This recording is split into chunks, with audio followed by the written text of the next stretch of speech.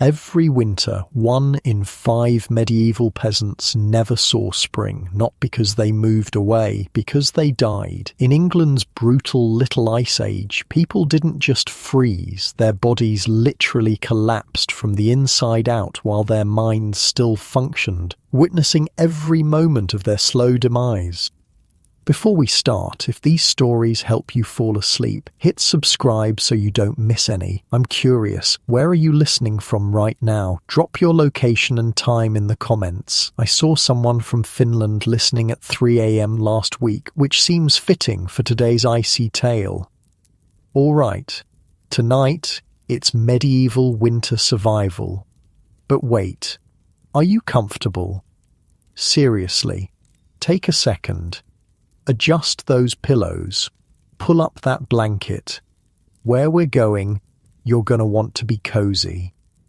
The wind howls outside your hut, finding every gap between wattle and daub. You're awake, you don't want to be. It's the coldest morning of the year in your English village, 1347. The thatched roof above you has a dusting of white, snow that filtered through during the night. Your breath turns to fog in front of your face as consciousness forces itself upon you.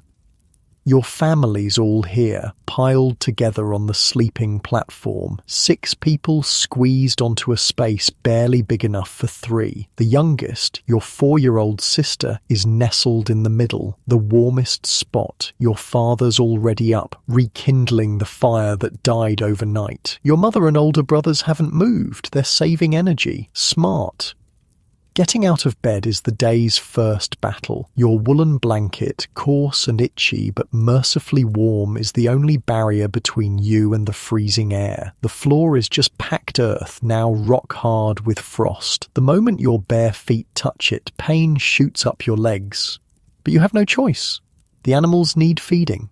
The Frostwatch duty roster has your name on it. Nobody prepared you for this kind of cold. Not the old folks with their endless warnings, not the priest with his doom-laden sermons about winter penance. This cold doesn't just nip at your skin, it reaches straight into your bones, making them brittle as ice. "Thomas, check the pig," your father mutters, not turning from the pathetic fire he's nursing. His voice sounds different in winter, lower, quieter, conserving energy with every syllable. "Aye," you answer, using as few sounds as possible. You know the pig matters more than any of you right now. It's your family's walking food reserve, the difference between life and death by February. You shuffle toward the far corner of the one-room house where she lies, massive and grumbling, contributing her animal warmth to your family's desperate energy budget. The pig looks back at you with surprisingly intelligent eyes. She knows it's cold, too. Unlike your human pride, she doesn't pretend to be unbothered. She's breathing normal, you tell your father. You check her water. A thin layer of ice has formed overnight. You break it with your finger, wincing at the cold. Water's freezing again. Your father nods. No wasted words. In winter, everything is conservation.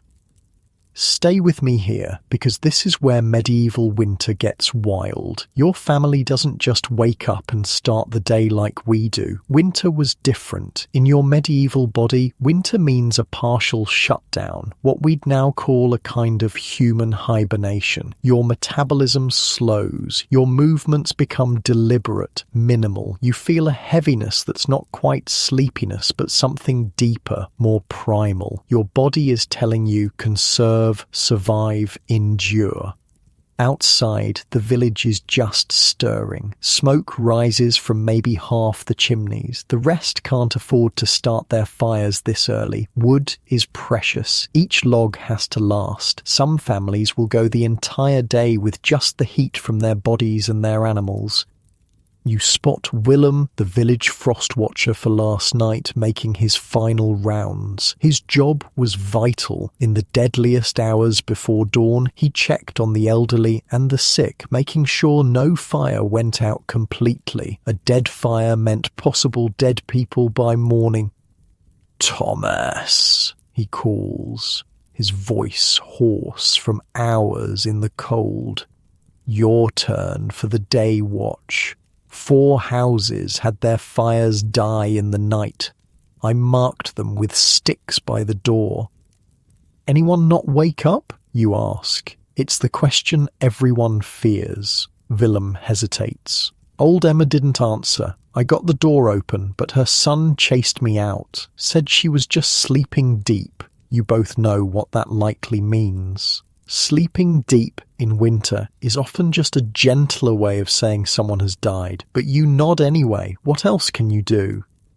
Here's the thing about medieval winter that gets me. They didn't just worry about freezing to death. Starvation was just as deadly. The village's food stores were calculated precisely. Each family knew exactly how many days their stores would last. They counted grains, measured flour, rationed every turnip. I'm not talking rough estimates. They knew down to the day when they'd run out.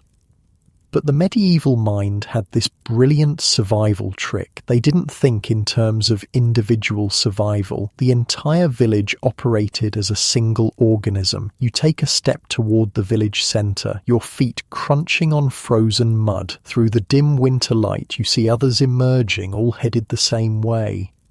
The bell rings once, signalling the day's first gathering, not by the church, but by the village's central storage pit. Elder Harold, bent and grey but still commanding respect, stands by the sealed entrance. This isn't a democracy, but winter demands a different kind of governance. The usual lord's authority fades somewhat against nature's harsher rule. "Frost came early this year," Harold announces, though everyone can see that. "We'll need to check all stores today. Any rot, any pests, we deal with now. Blight in the grain store spreads faster than sin." A low murmur passes through the gathered villagers. You count heads. Some families aren't represented, either still conserving energy inside or, well, no one asks. Picture this, 30 people standing in the dim winter light, breath clouding, shoulders hunched against the cold. No one speaks loudly, no wasted energy, but there's something else in their posture, a solidarity, a shared understanding that the next 3 months will test every limit. Some of the faces around you won't see spring. Everyone knows it. No one says it.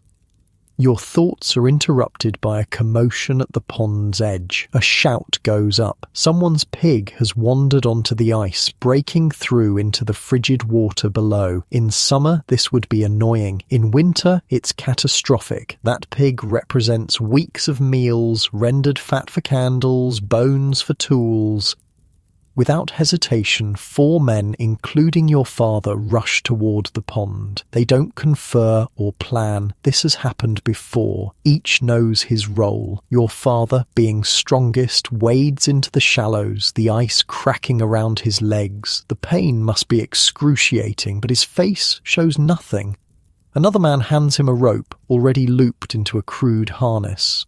"Hold steady, pig," your father calls, as if the terrified animal might understand. "Just hold there."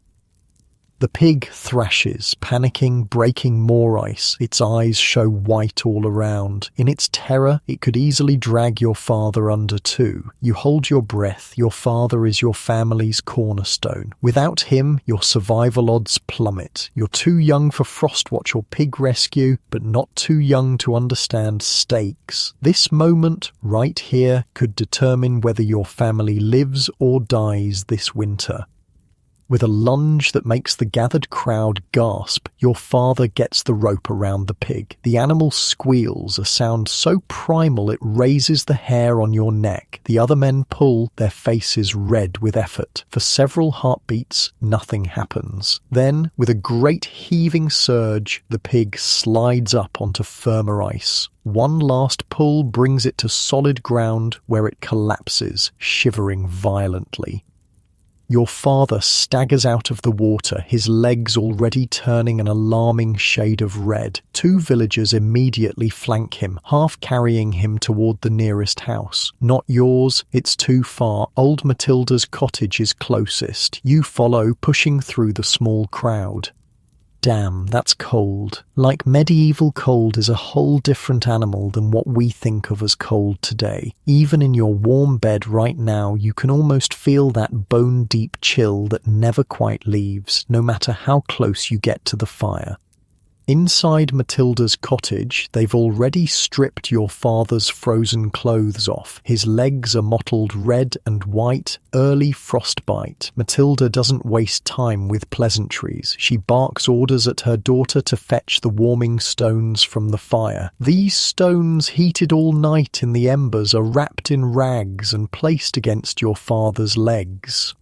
Lucky fool, Matilda mutters, not unkindly. Another minute and you'd be losing toes by spring.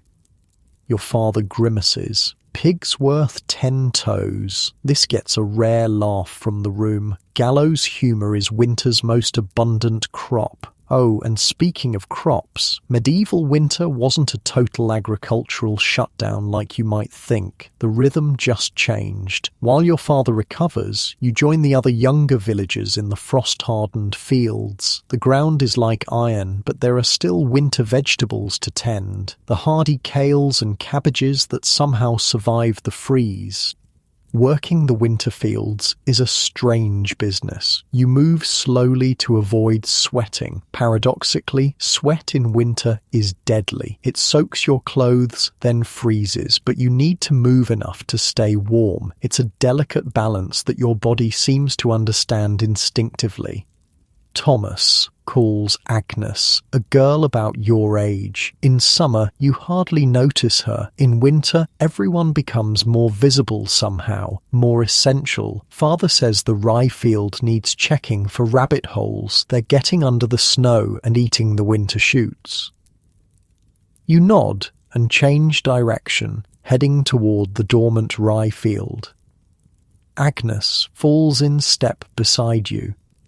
You don't speak much, again, conservation, but there's comfort in not being alone.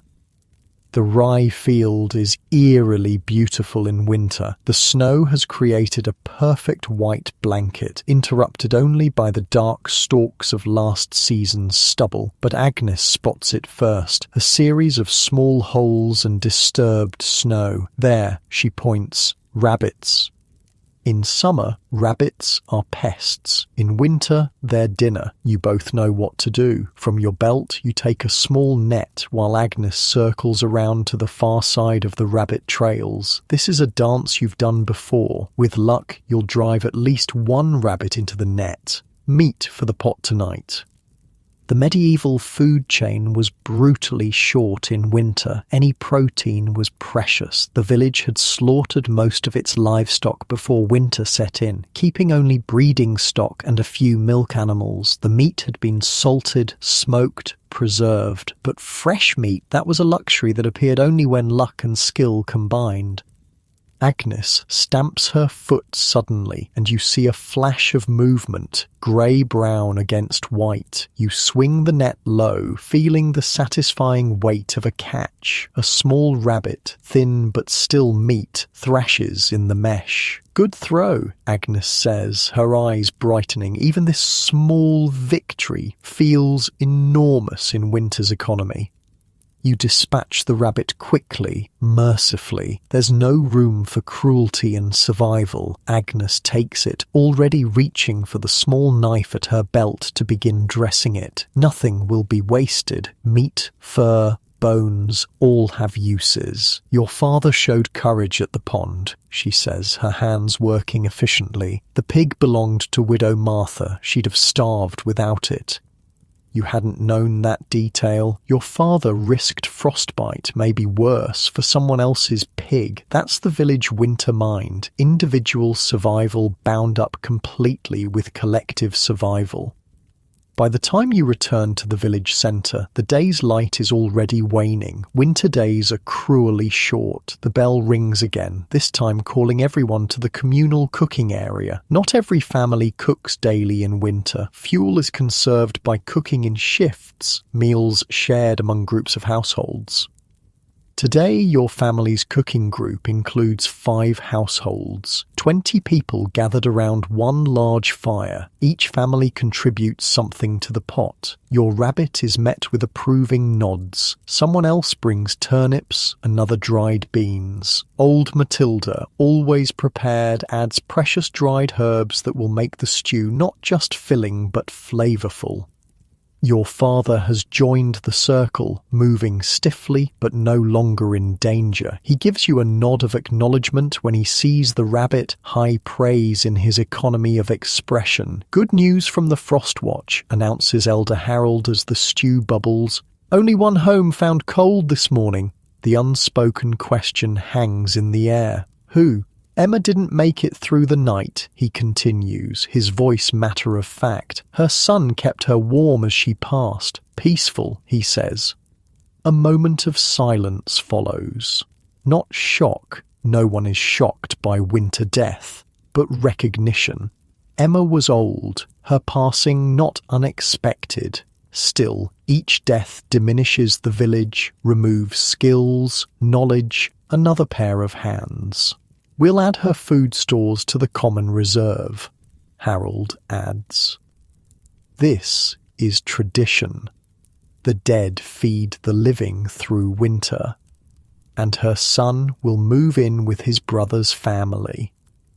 This is how it works. The village contracts, consolidates, conserves. Houses left empty in winter quickly deteriorate. Better to combine households, share warmth and resources. As darkness falls completely, the village transforms. Medieval nights were darker than anything you can imagine. No streetlights, no ambient glow from distant cities. Just absolute, complete darkness, broken only by the stars and the occasional lantern. But tonight, something special happens. The first winter feast, not a celebration of plenty, that would be foolish so early in the season, but a careful, measured acknowledgement that the village has survived the first frost, the first test of winter. Extra candles are lit. The stew pot is supplemented with bread baked specially for the occasion. A small cask of ale is tapped. In this moment of calculated indulgence, faces relax slightly. Children are allowed to play more energetically. The burden of constant conservation eases, just for an evening. Let me tell you something wild about medieval winter feasts. They were precisely calibrated psychological tools. The village elders spaced these moments of relative abundance throughout winter at key intervals, just when despair might set in, just when the darkness and cold might break spirits. They understood something profound about human resilience, that it needs moments of hope, carefully rationed just like physical resources. As the feast winds down, people begin to drift back to their homes in small groups carrying lanterns. Nobody travels alone at night in winter. A fall, an injury, exposure, death comes too easily in the darkness. Your family returns to find your home colder than when you left. The fire must be rebuilt. The animals tended one more time. But there's a change in the air, a sense of purpose, of shared burden. Your mother hums softly as she banks the fire, a rare sound in winter. Everyone prepares for bed earlier than in summer. Conservation again. Sleeping preserves energy, requires no fuel beyond body heat. The family arranges itself on the sleeping platform in the same configuration as before, youngest in the middle, oldest at the edges. Your father, still recovering, is given a more protected position tonight. As darkness settles over the village, a strange peace descends. This is the reality of medieval winter, a continuous negotiation with death, a careful rationing of every resource from food to energy to hope itself. Yet humans endured, year after year, generation after generation. Tomorrow will bring new challenges: the frost watch rotation, food inventories, repairs to winter-damaged structures. But for now, in this moment between waking and sleeping, there's just the sound of your family's breathing, the occasional pop from the fire, and the distant howl of the wind. A wind that cannot reach you here in this fragile pocket of warmth you've created together. Your eyelids grow heavy. Unlike your distant medieval ancestors, you don't have to wonder if you'll wake again, if the fire will last, if the food will stretch until spring. Your warm bed holds you safely, centuries away from their desperate calculations and communal survival. And as you drift towards sleep, remember, they made it through, against impossible odds, with nothing but ingenuity, community, and stubborn endurance. They survived winter after winter. Their blood runs in our veins. Their resilience is our inheritance. The first sleep approaches. The village settles. Winter has only just begun. The watch bell wakes you. Not fully, just enough to register its distant toll. Your eyes open to darkness so complete it feels solid. For a moment, panic flutters in your chest. Then you remember this is just first sleep ending. Your family stirs around you. This midnight waking isn't an emergency. It's normal. Medieval people didn't sleep straight through the night like we do. Their winter rest came in two distinct chunks. First sleep from dusk until midnight, then second sleep from roughly 2 a.m. until dawn. Between them came the watch, a period of quiet wakefulness that served essential purposes. "Thomas," your father whispers, his voice startling in the darkness. "Check the fire." You slide from beneath the woolen covers, the cold air shocking against your skin. The packed earth floor has somehow gotten colder since evening. You make your way to the hearth by memory and touch, feeling along the wall, careful not to disturb the chickens roosting in their corner. The fire has burned low during first sleep as intended. Complete extinction would be dangerous, but a roaring blaze would waste precious fuel. You add a single piece of wood from the stack, just enough to build it back to viable heat. Every log is counted, its consumption carefully planned across the winter months. Your mother rises now, moving silently to the wooden chest where food is stored. This midnight hour is for essential tasks that keep the household functioning. She takes out a clay pot of oats soaking in water, tomorrow's breakfast already being prepared. Nothing can be left to morning's rush. You know what happens in other homes during this watch between sleeps. Some households use this time for prayer, others for quiet talk. Couples might choose this private darkness for intimacy. Craftsmen often work on detailed tasks, their fingers moving by touch and memory rather than sight. The stillness and dark create a different kind of concentration. Wait, let me paint this scene properly. Picture yourself in this one-room house. The fire casts just enough light to turn absolute darkness into shifting shadows. The air smells of wood smoke, unwashed bodies, and the earthy dampness of the thatch above. Your breath clouds visibly.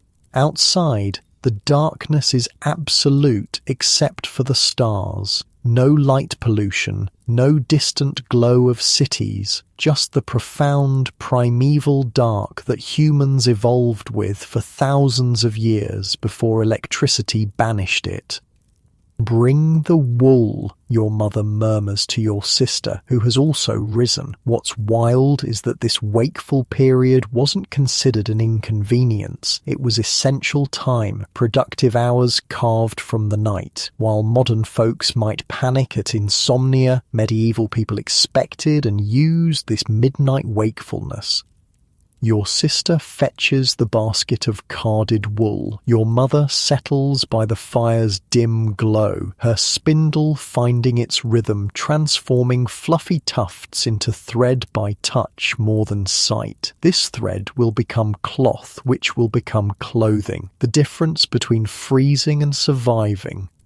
Snow's coming. your father says, returning from a brief step outside to relieve himself. Skye has that feeling. You all understand what this means. Snow changes everything in a medieval winter. Paths become treacherous, work grows harder, the village becomes more isolated. But snow also means insulation for the house, protection for dormant crops, and if you're lucky, rabbit tracks to follow for hunting. Should we prepare the snow shovel, you ask? Your father considers this. Tools in medieval winter aren't just casually grabbed when needed. Each represents precious calories spent in use. At first light, he decides, not worth the effort in darkness. The household settles into quiet industry. This is nothing like our modern midnight restlessness with screens and refrigerator raids. This is purposeful, conserving both materials and movements. Your brother, 2 years younger than you, gestures for your attention. He's been working on something in the corner, a small carving of a bird taking shape under his knife. Not a frivolous craft, but a gift with purpose. The village midwife's daughter is expecting a child, and such tokens are believed to ease difficult births. Community survival means everyone contributes skills. I bet you're wondering about staying warm through all this, because honestly, the clothing situation was kind of brilliant. Your medieval body is dressed in layers even while sleeping. Next to your skin is a simple linen shirt, not for warmth but to protect outer garments from body oils and to be washed more frequently than the precious wool. Over this, you wear a woolen tunic, the true workhorse of medieval warmth. This isn't the rough, itchy wool we might imagine. Generations of selective breeding produced sheep with remarkably soft fibres and medieval processing techniques. Beating, soaking, treating with urine, yes, really created fabrics with superb insulating properties. Most remarkable, wool keeps its insulating properties even when wet. You could walk through freezing rain or fall into snow, and though uncomfortable, your woolen garments would still protect you from hypothermia. Try that with cotton and you'd be dead by nightfall. Speaking of clothing, your father makes a small gesture and you reach for his boots by the door. The leather has stiffened in the cold and your job is to work it with your hands, restoring flexibility before morning. Frozen boots mean frozen feet, and frozen feet mean death or amputation. Tell the one about the frost giant, your sister whispers to your mother. Even in this functional midnight hour, there's room for stories, especially stories that explain the terrifying cold in ways that make it seem conquerable. Your mother's hands never stop spinning as she speaks. Long before the Christ came to our shores, when the old gods still walked among us, there lived a frost giant in the northern mountains.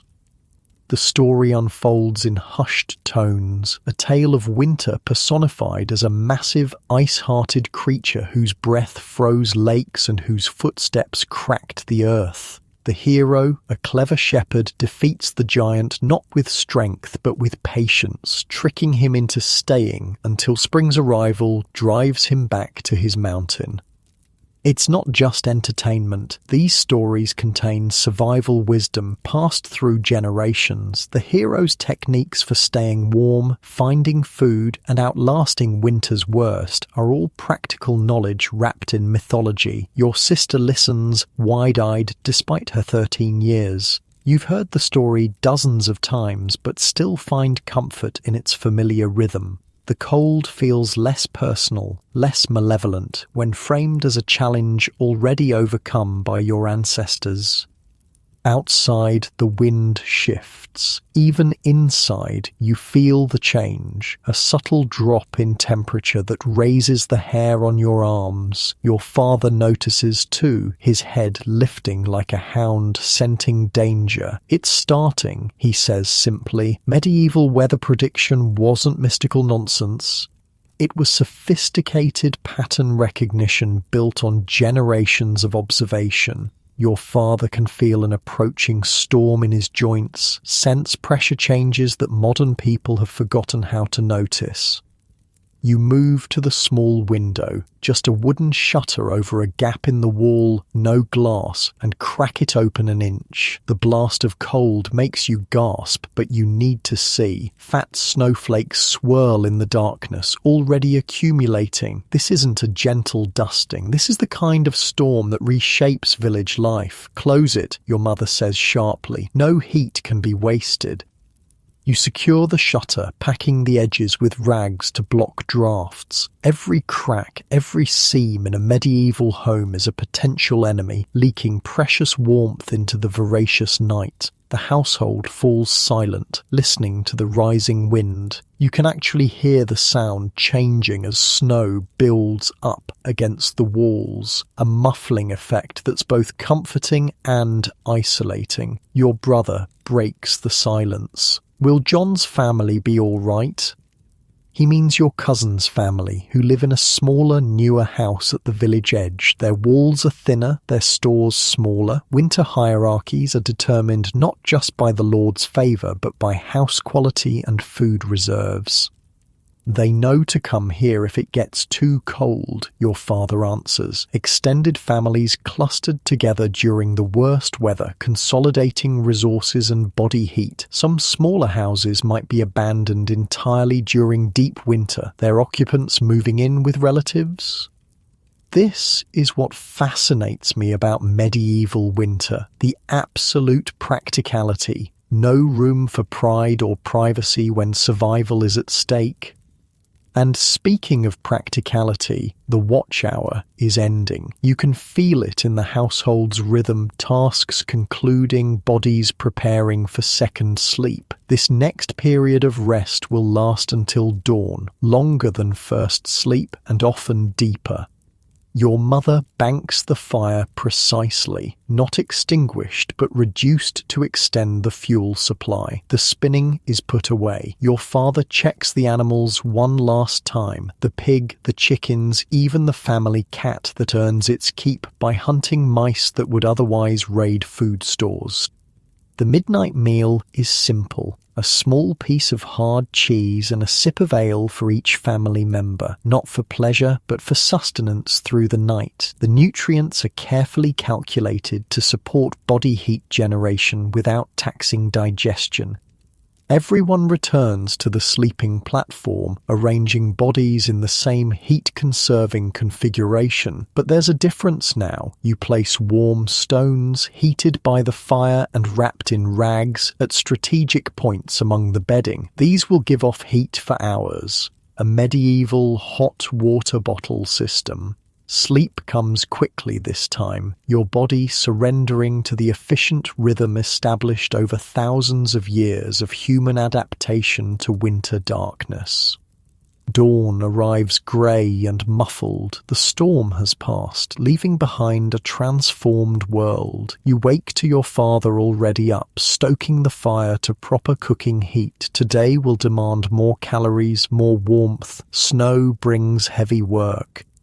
Your first task after a breakfast of oat porridge enriched with a precious dried apple is to dig out, not just your doorway, but a path to the animal shelter, the water source, and eventually connections to neighbours. Medieval snow removal wasn't about convenience, it was about survival access.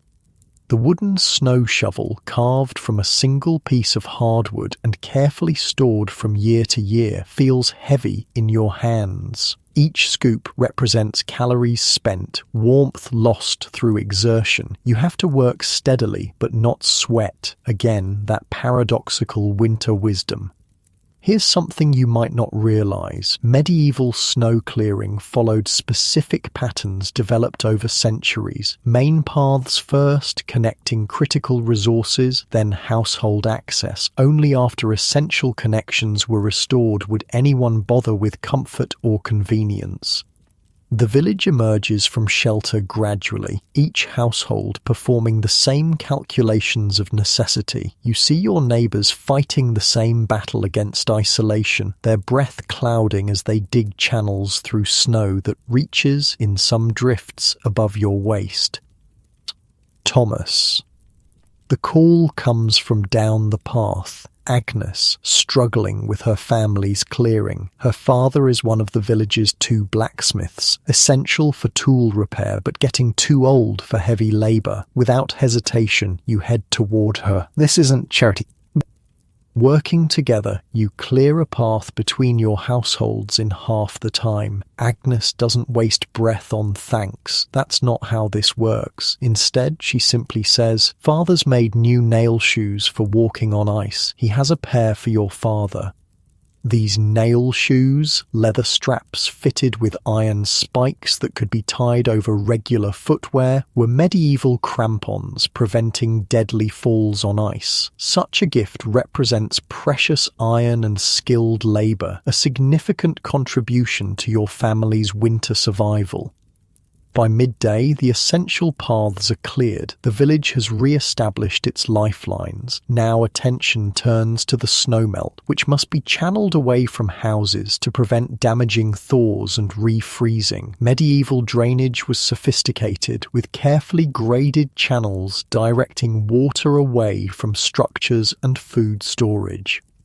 The snow has brought an unexpected blessing, clear tracks showing where game has moved during the night. You and several other young villagers are assigned to follow these trails, carrying snares and simple spears. Fresh meat in deep winter is worth the effort of trudging through snow.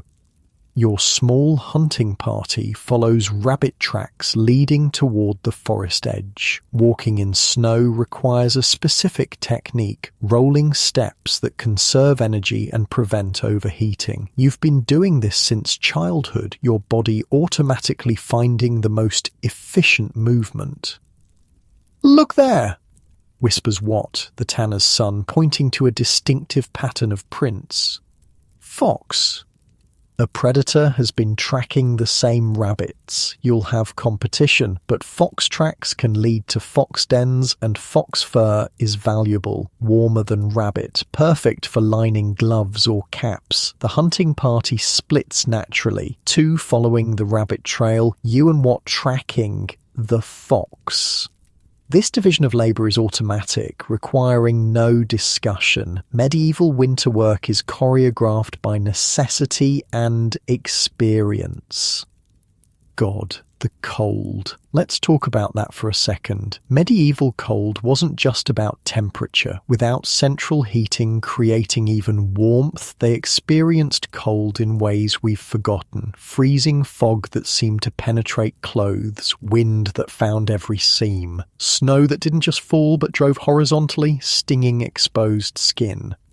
And you're feeling all of it as you track the fox deeper into the trees. Your face, the only exposed part of your body, burns with cold. Your fingers, despite woolen mittens, grow clumsy. But you press on because success means better odds for everyone. The fox tracks lead to a fallen tree, its upturned roots creating a natural shelter. You signal Watt to circle around while you approach from the front. This coordination comes from years of working together, another survival advantage of stable village communities. Suddenly freezes, then drops to a crouch. You do the same instantly, trusting his instincts. There, a flash of red among the roots. The fox hasn't seen you yet. What happens next would shock modern sensibilities. With practiced efficiency, you set up a simple trap while Watt prepares to drive the animal toward it. This isn't sport, it's necessary protein and fur for the village's survival. Every movement is calculated, respect for the animal's life, balanced against human need. The fox bolts, but not toward your trap. It disappears into deeper forest, leaving you both standing in the snow, breathing hard. "Too clever," Watt says, grinning despite the failure. "Like my wife." This gets a rare laugh. Humor in medieval winter comes in brief flashes, often self-deprecating. The comparison of a fox to his recently married bride contains layers of affection and frustration only possible in a community where everyone knows everyone intimately. You turn back toward the village, the short winter day already fading. Empty-handed but not defeated. Tomorrow will bring another chance. The fox's territory is now known, its patterns observed. Medieval hunting was often a multi-day process of learning and adaptation. As you approach the village, something seems wrong. People are gathered in the center, their posture conveying urgency. You and Watt break into a careful run, fast enough to hurry, controlled enough to avoid dangerous falls. "What's happened?" Watt calls as you near the crowd. Elder Harold turns, his face grave. Martin's family hasn't cleared their path. No smoke from their chimney since dawn. Your stomach tightens. Martin's household includes his wife and 3 small children. They've been struggling since autumn when Martin injured his back during harvest. Their winter preparations were already inadequate. "Who's checking?" you ask, already knowing you'll volunteer. "Willem and Thomas the Elder went," Harold answers. "They should have been back." He's interrupted by shouts from the path leading to Martin's cottage. Willem appears, supporting a small bundle wrapped in blankets. One of the children. Behind him, Thomas the Elder carries another child, while Martin himself staggers along, carrying his youngest and practically dragging his wife. The village mobilizes instantly. The family is hurried to the communal hall, the only building large enough to hold emergency gatherings. Inside, the fire is built up higher than normal conservation would allow. This is crisis response, where normal rationing is temporarily suspended to save lives. Martin's family shows signs of severe cold exposure. The children's fingers are white at the tips, early frostbite. His wife seems confused, her speech slurred, a dangerous sign of advancing hypothermia. Martin himself can barely explain what happened. "Fire went out," he manages. "During night. Didn't wake until too late." A deadly scenario in medieval winter. Without constant tending, fires died. Without fire, the bitter cold crept in. Without intervention, people died, quietly, sometimes without waking. The village healer, Agnes's grandmother Ida, takes charge. The children's hands and feet are submerged not in hot water that would cause excruciating pain and tissue damage, but in cool water slowly warmed. Medieval medicine understood frostbite treatment with surprising sophistication.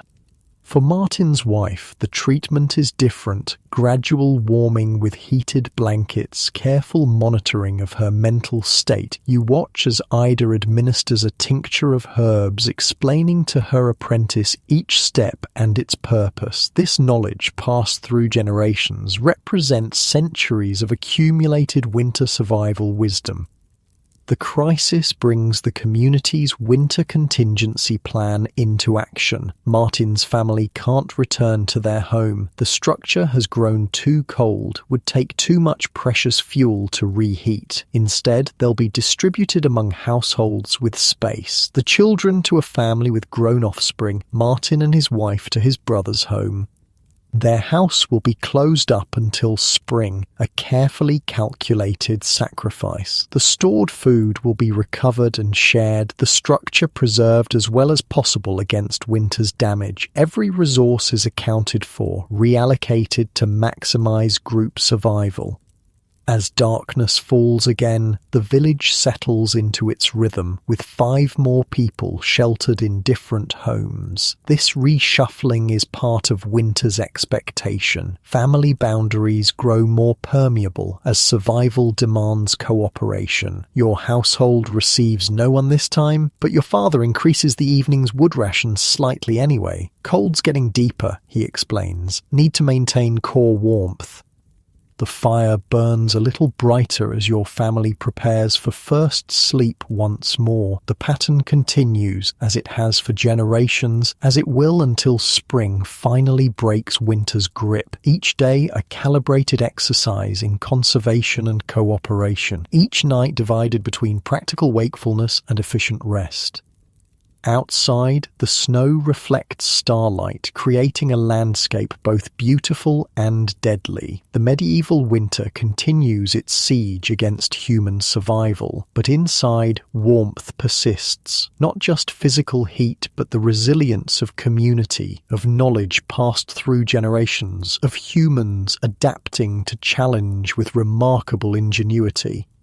As your eyes grow heavy, your body settling into first sleep's familiar pattern, you're briefly aware of your modern self, centuries removed from these desperate calculations. Your heated home, your full refrigerator, your insulated clothing, all luxuries beyond medieval imagining. Yet something in you recognizes this ancient rhythm of winter survival. Something remembers how to navigate darkness, conserve resources, rely on community. These patterns shaped our ancestors, and though dormant, they remain within us, waiting, perhaps, for times when we might need them again. The watch bell will ring again at midnight, but for now, rest. First sleep begins. A week has passed since the snowstorm. Your village has settled into what the elders call deep winter mind, that strange collective state where time slows and the community turns inward. The days blend together, marked not by dates but by tasks, meals, and the endless battle against the cold. Today is church day, not Sunday. You've lost track of those formal divisions, but one of the winter holy days that punctuate the season. The bell rings differently, somehow more insistent despite the muffling snow. Your family moves slowly, deliberately. Winter church attendance isn't optional. Beyond religious obligation, it serves crucial community functions: information sharing, social bonding, and the comfort of ritual against winter's chaos. Wear your second best tunic, your mother instructs, setting out the garment. Clothing choices in medieval winter weren't about fashion, but careful calculation of status display balanced against practical warmth. Church demanded respect, shown through appearance, yet the bitter cold required protection.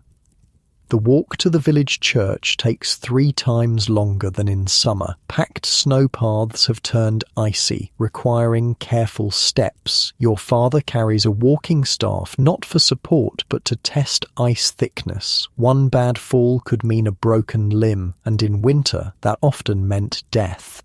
Other families emerge from their homes, similarly bundled and moving with the same deliberate care. Greetings are brief, practical, paths slick by the old oak, north winds picking up, information that might save lives, not social pleasantries.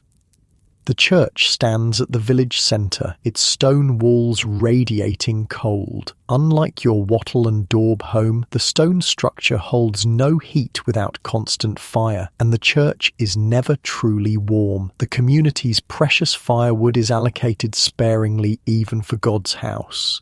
Inside, breath clouds form above the gathered villagers. The priest, Father Edwin, wears heavy robes layered over woolens, his hands covered except when handling sacred objects. Even piety bows to winter's demands. In the darkest season, Father Edwin begins, his voice carrying in the stone space, we are reminded of Christ's light. The winter sermon is familiar, connecting the physical darkness and cold with spiritual themes of endurance and faith. But woven through the religious message are practical instructions disguised as moral guidance. As our Lord shared loaves with the multitude, so must we share our winter stores with the hungry. This isn't just scripture, it's reinforcement of community survival strategy. The priest's words carry the weight of both divine and practical authority. Medieval winter survival depended on this seamless blend of faith and function. Halfway through the service, snow begins falling again. You can hear it hissing against the small, high windows. The congregation shifts uneasily. New snow means new work, new danger. What's wild is how the same snow that threatens your survival also protects you. Medieval people understood this paradox intimately. Snow insulated their homes, preserved their food stores, protected dormant crops from killing frosts. The very force that isolated the village also sheltered it. Your mind wanders during the Latin portions of the Mass, words you don't understand but whose rhythms are comforting in their familiarity. You scan the congregation, noting absences. The Millers aren't present, nor old Gilbert's household. Illness, most likely. Winter sickness travels quickly through close-quartered families.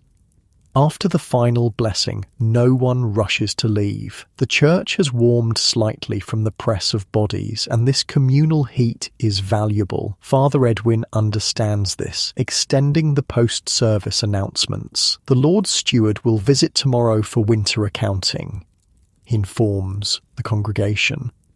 All households must report their remaining stores.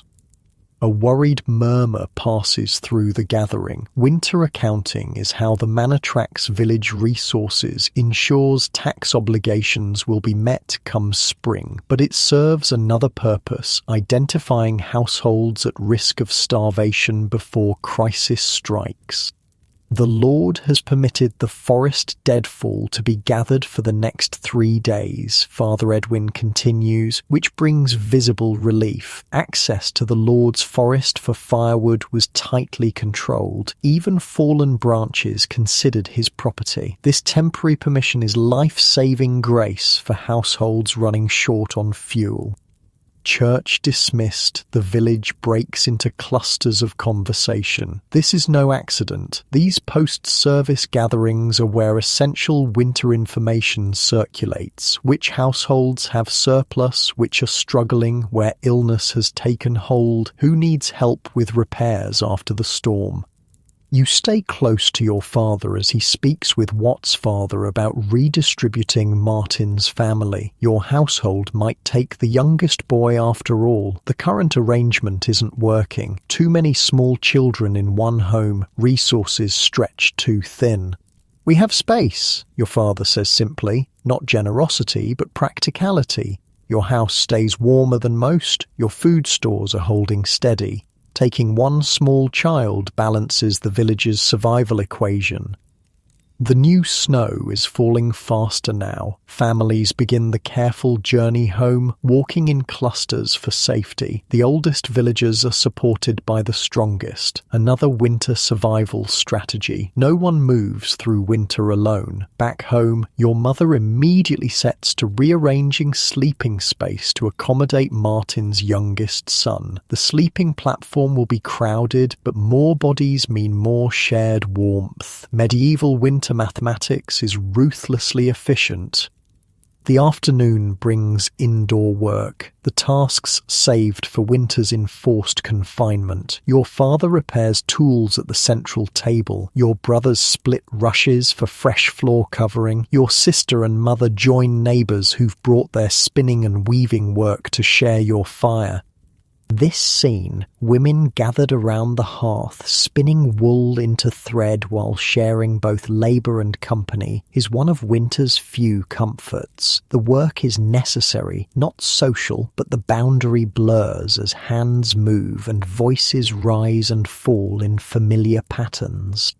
Hold up, let me paint this picture properly. Imagine your one-room house, the central fire casting long shadows. 5 women seated on low stools, their distaffs loaded with carded wool, spindles turning with hypnotic rhythm. Their fingers never stop moving as they talk.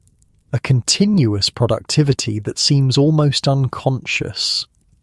The conversation flows between practical matters and deeper community knowledge, recipes for winter medicines, suggestions for stretching dwindling flower supplies, which plants might be found even under snow for fresh nutrition, how to treat chilblains and frostbite, when midwife knowledge might save a life without disturbing the household's precious sleep. My grandmother swore by Moss poultice for chest congestions, offers Agnes's mother, her spindle whirling, gathered in summer, dried properly, then steeped in hot water with thyme. Better with honey, your mother counters, though precious to use it that way. This casual conversation is actually a sophisticated medical knowledge exchange. Medieval women's winter work included being keepers of healing traditions vital for surviving seasonal illness.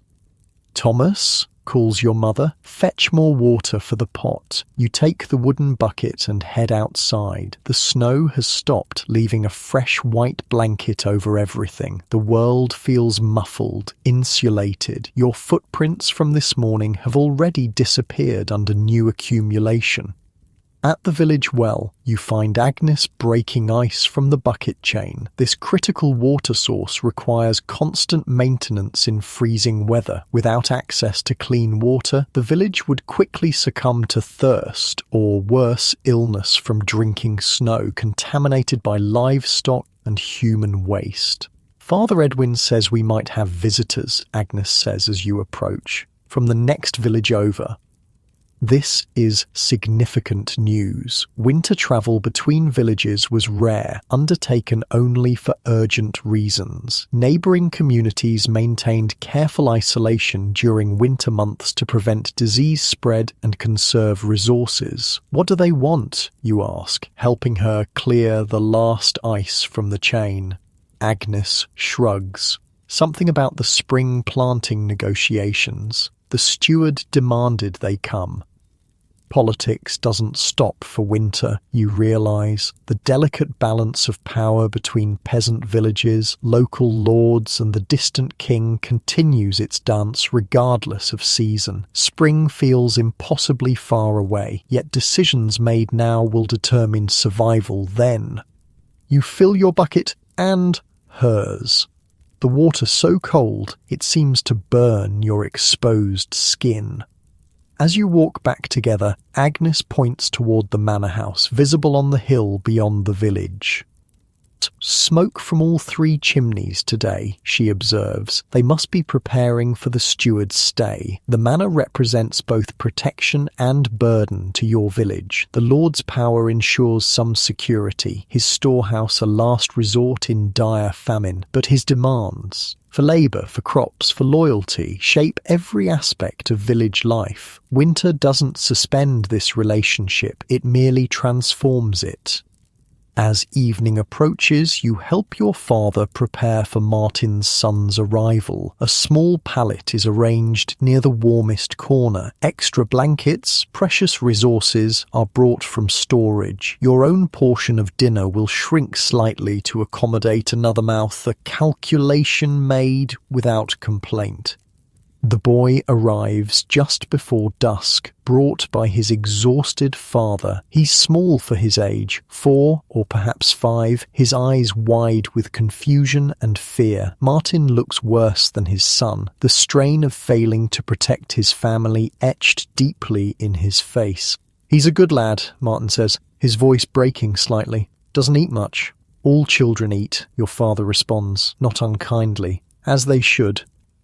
This simple exchange contains volumes. Martin's shame at needing help, your father's firm rejection of that shame, the village's unspoken contract that children, above all, must be protected through winter's worst. Martin leaves quickly, unable to bear prolonged goodbyes.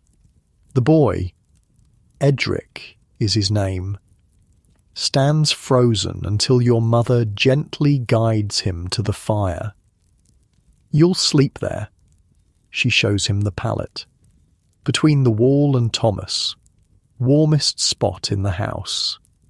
Edric nods silently. He's old enough to understand what's happening, young enough to be terrified by it. Children in medieval winter learned early that survival was fragile, community essential. The evening meal is pottage again, that ubiquitous medieval staple of vegetables and grain cooked into thick stew. Tonight it contains precious salt pork, flavouring the otherwise plain dish. The boy eats cautiously at first, then with increasing hunger when no one stops him.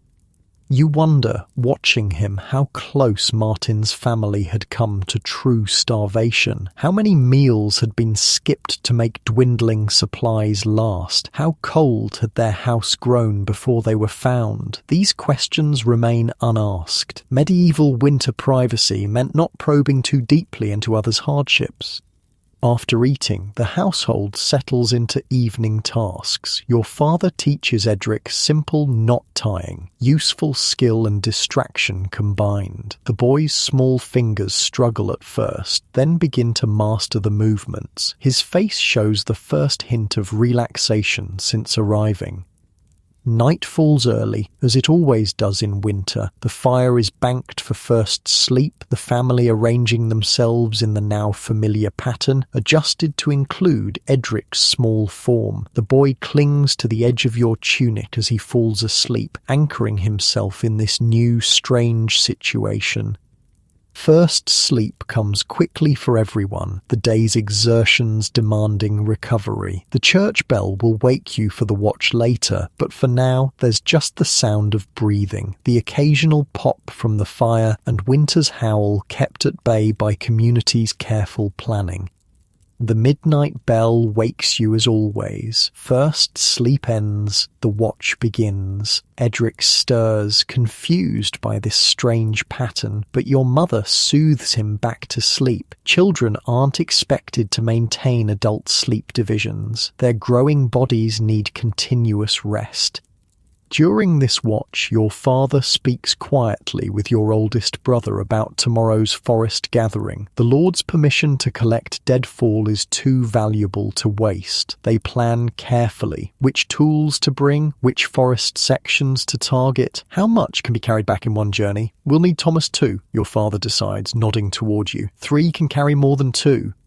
This inclusion warms you more than the fire. Winter work assignments were a recognition of capability, of growing status within the household. At 15, you're increasingly essential to family survival. The watch passes in quiet productivity. Your mother mends Edric's too-thin tunic, reinforcing worn areas with scraps saved specifically for winter repairs. Nothing is wasted, nothing overlooked. Medieval winter survival depends on this constant attention to detail.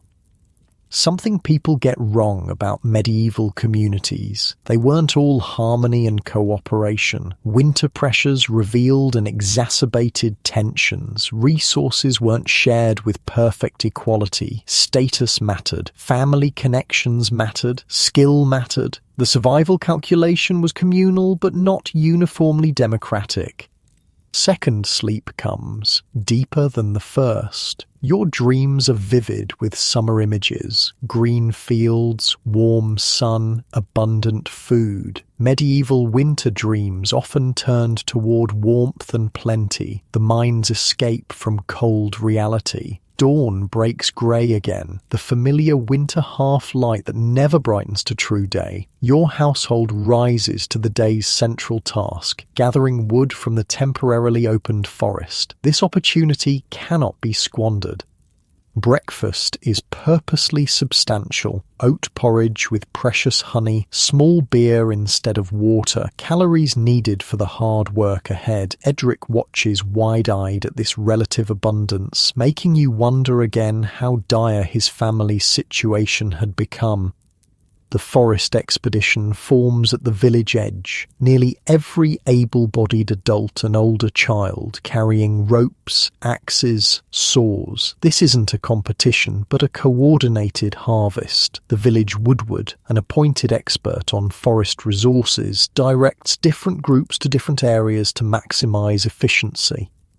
Your family is assigned to the North Forest edge, where recent winds have reportedly downed several branches. The snow is deeper here, unpacked by regular travel, making progress slow and exhausting, but the reward justifies the effort. Wood means life in winter. The forest in winter is eerily beautiful. Snow hangs heavy on pine boughs, deciduous trees stand skeletal against white. Animal tracks crisscross the otherwise unmarked snow. Medieval people weren't immune to this beauty despite their constant survival calculations. They understood their place within nature's cycles, found meaning in seasonal transitions. Your father spots it first, a large oak limb, recently fallen, half buried in snow, perfect windfall, enough wood to last your household several precious days. The three of you set to work immediately, your father sawing while you and your brother clear snow and prepare to transport sections back to the village. The labour is intense but purposeful. Sweat forms under your layers despite the cold. Dangerous if allowed to soak your clothing. You work with measured pace, taking brief rests to prevent overheating. This body knowledge, how to work in extreme cold, was passed through generations, refined by experience. By midday, your family has secured enough wood to significantly extend your fuel supply. The return journey is grueling, dragging heavy loads through deep snow, but the satisfaction of successful harvest outweighs the discomfort. Back in the village, you find unusual activity. The steward has arrived early, his small retinue creating disruption in the carefully balanced winter routine. The manor's guards stand uncomfortably in the snow, while the steward himself conducts his business from the relative warmth of the church. Your father directs you to store the wood properly while he attends the mandatory accounting. This record-keeping might seem strange in a largely illiterate society, but medieval administration was surprisingly thorough. Every household's resources were tracked, obligations calculated based on holdings and capability. From your wood-stacking position, you watch villagers emerge from the church after their accounting. Some look relieved, others worried. The steward's assessment carries serious consequences. Households judged too short on resources might be forced to combine, their independence suspended until spring. When your father returns, his expression is neutral, neither relieved nor concerned. "We're marked sufficient," he tells your mother, "but with obligation to share if general shortage develops. This is fair assessment. Your household's careful management has left you better positioned than many, but not with enough excess to avoid potential shared sacrifice." The medieval winter social contract at work. Those with more expected to support those with less, but within carefully defined limits. The afternoon brings another surprise. The visitors Agnes mentioned. 3 men from the neighbouring village arrive, looking exhausted from their dangerous journey. They're escorted directly to the church where the steward waits with Father Edwin and village elders. No one from your social level will be included in whatever negotiations follow, but by evening, word spreads through the careful winter information network. The neighbouring village has suffered worse than yours. 2 houses collapsed under snow weight, their food storage damaged by subsequent moisture. They seek adjustment to spring planting boundaries, always a contentious issue between communities sharing limited arable land. Their weakness now might translate to your village's advantage in negotiations, a harsh reality of medieval resource politics. The day ends with Edric more settled in your household, the wood stores significantly replenished and the village buzzing with speculation about the steward's decisions. Tomorrow will bring the Lord himself, a rare winter appearance prompted by the unusual inter-village dispute. As first sleep approaches again, you find yourself explaining to Edric why medieval people split their night into segments. First sleep, then the watch, then second sleep, you tell him. It's how we've always done it.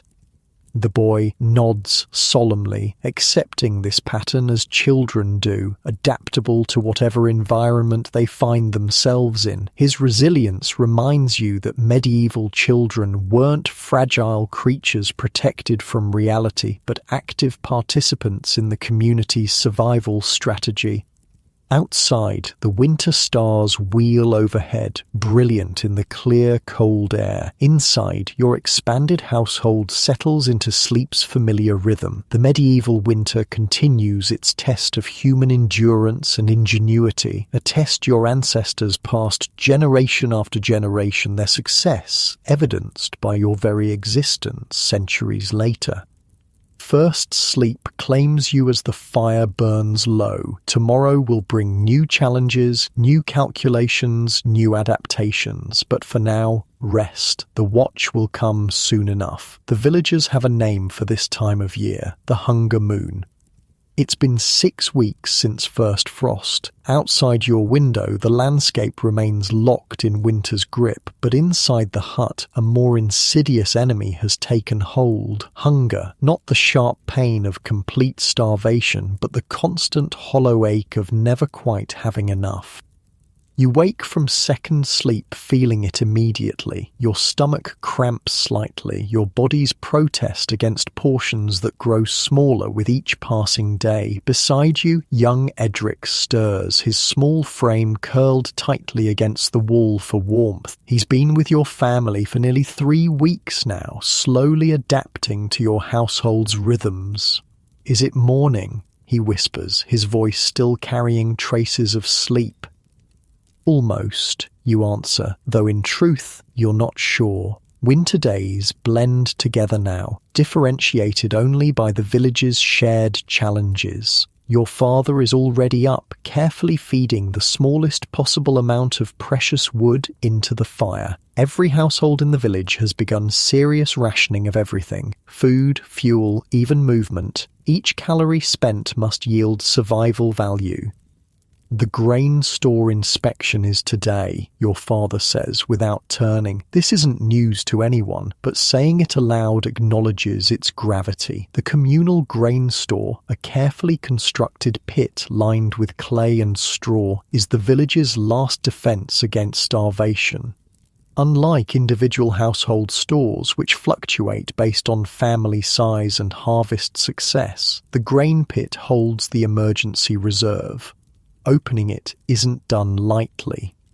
"Will there be enough?" Edric asks with childish directness. The adults exchange glances. Medieval children weren't sheltered from hard truths, but neither were they burdened unnecessarily with adult worries. "Enough for what's needed," your mother answers, a diplomatic response that commits to nothing.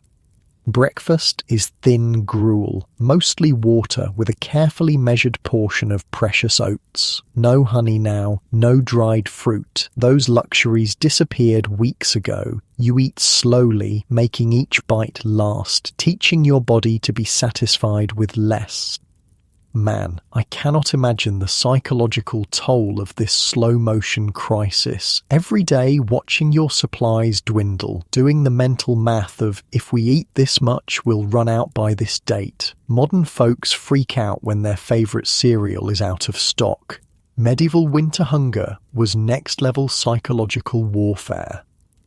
After eating, your family bundles up for the short walk to the village centre. Despite the bitter cold, most of the community is already gathering. This inspection is too important to miss. The mood is sombre, tense. You spot Martin, Edric's father, looking even thinner than when he brought his son to your home. He nods in acknowledgement but doesn't approach. That's not how this works. The boy will return to his family when winter eases. No explanations needed.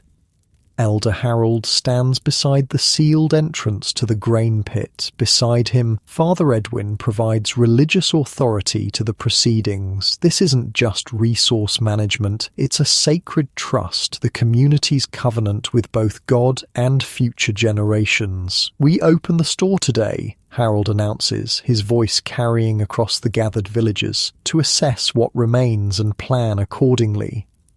The pit is unsealed carefully, not just to preserve the contents, but because the physical structure itself must last for years. Medieval food storage technology represented generations of accumulated knowledge. The wrong moisture level, the wrong temperature, and an entire community could starve before spring.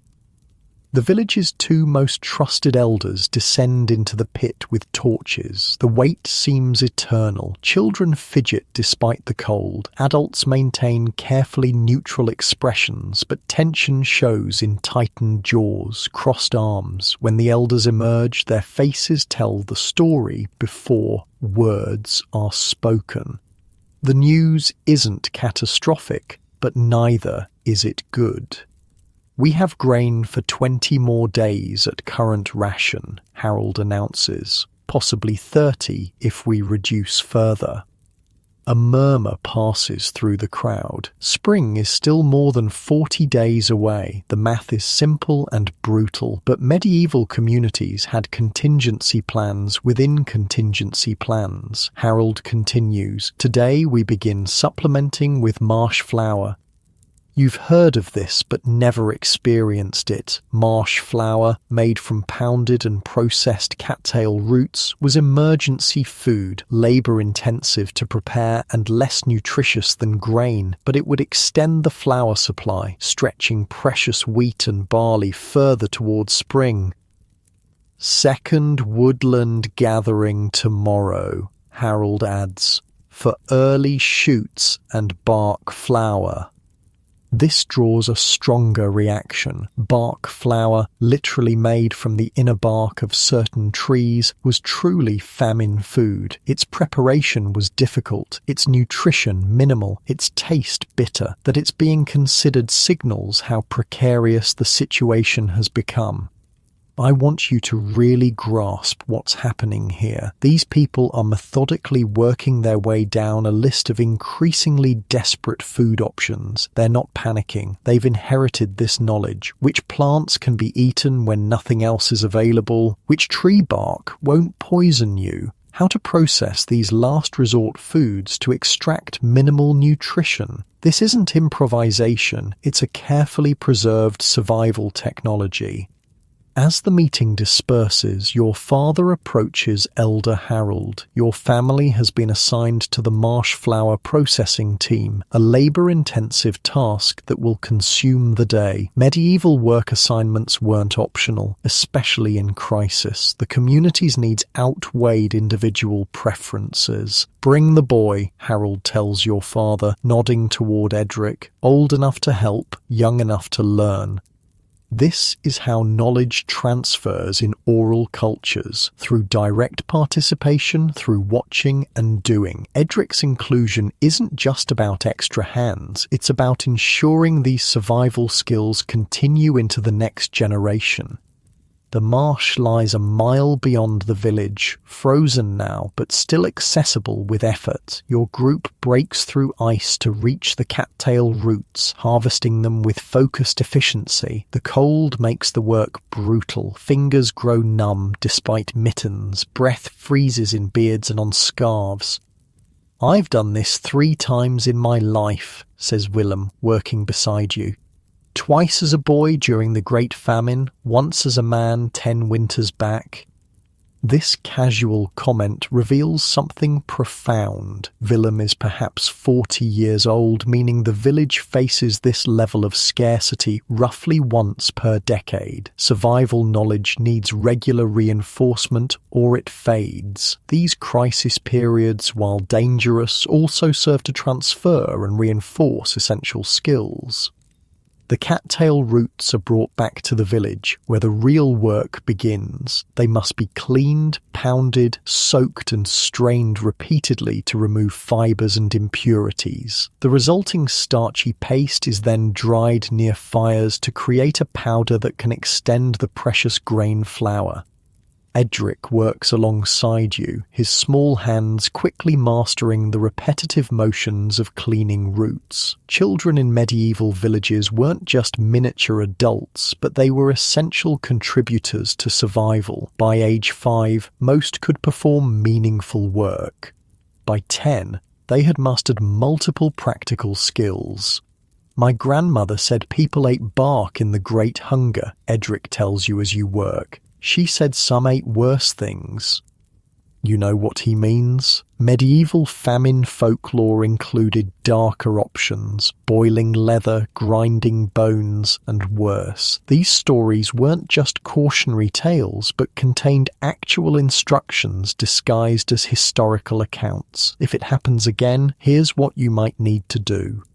By late afternoon, the first batch of marsh flour is ready. It's greyish and smells slightly odd, but it will provide calories when mixed with the dwindling grain supply. Tomorrow, the bark processing will begin, an even more demanding task.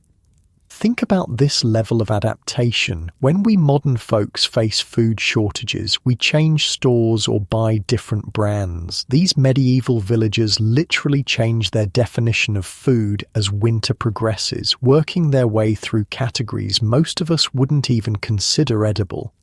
As daylight fades, still painfully early in deep winter, the village transitions to evening activities. Despite the grim food situation, other aspects of life continue. Medieval communities understood that survival wasn't just physical, but psychological. Morale had to be maintained. In the communal hall, the only building large enough for gathering, villagers assemble for the evening's entertainment. Not feasting, there's nothing to feast on, but storytelling, music from simple instruments, and games that require no special equipment.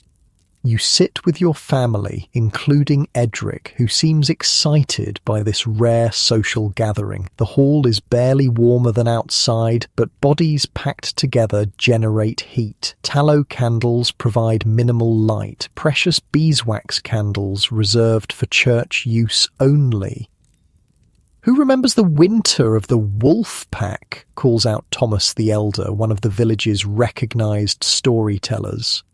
The winter when 16 wolves came down from the hills and surrounded the village for a fortnight. Eager voices call for this familiar tale. Medieval entertainment was participatory, communal. The best stories were those everyone knew but still enjoyed hearing, shared cultural touchstones that reinforced group identity. Thomas launches into the tale, his voice rising and falling dramatically. It's a story of danger, cleverness, and ultimate triumph, how the village lured and trapped the wolf pack during a particularly harsh winter 40 years earlier. The underlying message is clear: we've faced worse and survived. We will endure this too. Children sit wide-eyed at the description of massive wolves prowling the village perimeter. Adults nod at familiar parts, occasionally calling out additions or corrections to the narrative. This isn't just entertainment, but collective memory maintenance, oral history being refreshed and transmitted. After several stories, the games begin. Simple contests of skill and chance, stone casting, riddle solving, hand wrestling. No prizes are awarded beyond social recognition, but the competition is fierce and good-natured. Physical games help burn off the restless energy that accumulates during winter confinement while building essential bonds between villagers. Your father excels at riddles, a skill passed down through his family line. Edric watches with fascination as the adults trade increasingly obscure puzzles. Even in this moment of community crisis, there's laughter, not carefree or abundant, but genuine, human resilience in action. The gathering ends early. No one can afford to burn extra fuel for mere entertainment. Families disperse to their homes in small groups, carrying carefully shielded rushlights to illuminate the treacherous, icy paths. As your family prepares for first sleep, a pounding on the door breaks the routine. It's Willem, his face grave in the dim firelight. "Old Gilbert has taken bad," he says without preamble. The healer asks for Thomas to help with the watching. You're surprised to be called, not yet an adult, but apparently old enough for this somber duty. Your father nods permission, and you quickly pull on your outdoor layers again. Night watching with the dying is both a practical necessity and a sacred obligation in medieval communities. No one dies alone if it can be prevented. Gilbert's cottage sits at the village edge, smaller than most and showing signs of neglect. His wife died years ago. His children moved to another village. He's survived through community support, but winter illness has finally caught him at age 60, ancient by medieval standards. Inside, the healer Ida tends the old man. The cottage is barely warmer than the night outside. Gilbert's wood supply depleted by his inability to gather more. His breathing comes in shallow gasps, his skin waxy in the dim light. Sit with him, Ida instructs you. If his breathing changes or he speaks, call me. I need to prepare herbs. And just like that, you're alone with death's approach. This isn't your first encounter with mortality. Medieval life ensured regular familiarity with death, but it's your first time bearing witness to its actual arrival. Wait, can you believe this? You're 15? And you're handling a deathbed watch like it's no big deal. In our world, teenagers are shielded from mortality. In medieval villages, death was a community event that everyone participated in, regardless of age. Gilbert stirs, his eyes opening briefly. They fix on you with surprising clarity. Water, he whispers. You hold a cup to his lips, supporting his head gently. He manages a few sips before sinking back. Tell Harold, he murmurs. Eastern Field needs drainage ditch widen come spring. Flooded last year. Even now, practical knowledge transfers continue. Gilbert is ensuring information he alone might possess won't die with him. This isn't sentimental, it's survival critical communication. I'll tell him. You promise. Gilbert nods slightly, then seems to drift away, though his breathing continues. Ida returns with a small cup of herbal infusion, not medicine to cure, but to ease his passing. Medieval people didn't fight death with the same desperate measures we might. They recognized when the transition was inevitable and focused instead on comfort. Throughout the night, various villagers come to sit briefly with Gilbert, paying respects and acknowledging his life's contribution to community survival. No grand speeches, no elaborate rituals, just quiet presence and occasional practical discussion of his few possessions and their redistribution.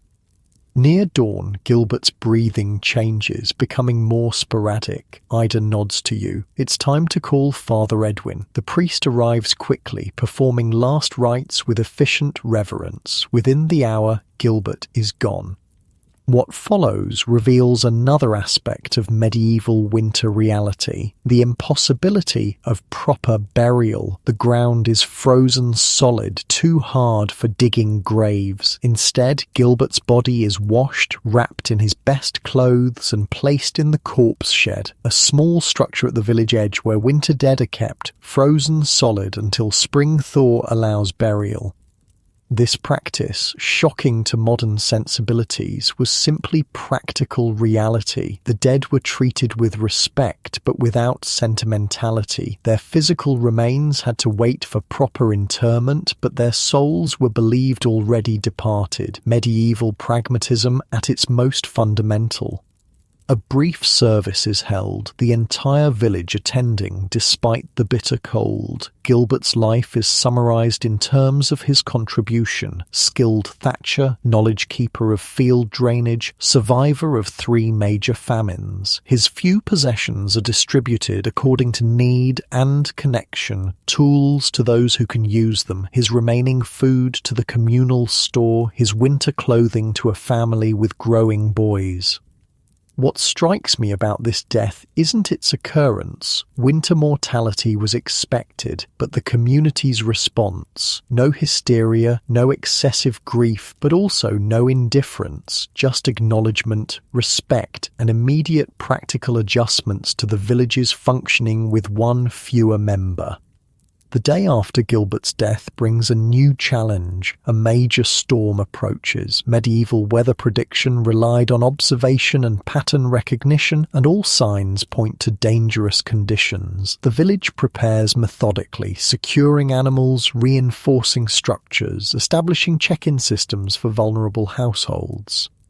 Your family takes extra precautions with fuel conservation, knowing movement might be impossible for days. Food portions are reduced further, a calculated risk balancing immediate hunger against potential future inability to reach supply sources. When the storm hits, it exceeds even the elders' predictions. Snow falls so thickly it obscures houses mere yards away. Wind howls through every crack in the wattle and daub walls. Temperatures plummet to levels that make exposed skin freeze within minutes. For 3 days, the village exists in isolated pockets, each household a separate island of survival, the communal aspect of medieval life temporarily suspended by nature's fury. These periods tested not just group cohesion, but individual household preparation and knowledge. Your family weathers the storm through careful management. The fire is maintained at minimal levels, bodies are kept close for shared warmth, food is portioned with obsessive precision, even water is rationed since reaching the well becomes perilous. Edric adapts to these extreme measures with surprising resilience. The medieval child's capacity to normalize hardship offers an important survival advantage. He doesn't complain about hunger or cold, instead finding ways to contribute, keeping the chickens calm, twisting rushlights, telling stories to pass time. When the storm finally breaks, the village emerges to assess damage. Remarkably, no lives have been lost, though 2 roof sections need repair and 1 storage shed has collapsed. The medieval building pattern, low structures, thick walls, steep roofs, was specifically evolved to withstand such weather extremes. More concerning is the impact on already strained food supplies. The village council meets immediately, recalculating rations based on days lost to the storm and projected weather ahead. The decision is difficult but necessary. Daily grain portions will be cut by another third. Marsh flour and bark flour will now constitute the majority of bread.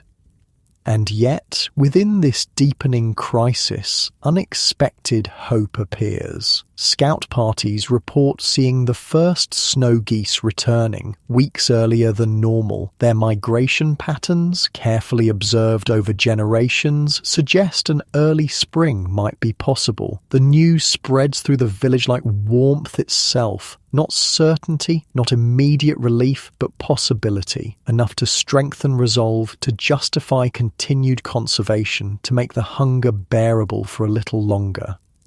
That night, as your family prepares for first sleep, Edric asks a question that catches everyone by surprise. Can I stay here when spring comes? The question hangs in the smoky air. Medieval family boundaries were more fluid than ours, adaptations to frequent death and resource fluctuation.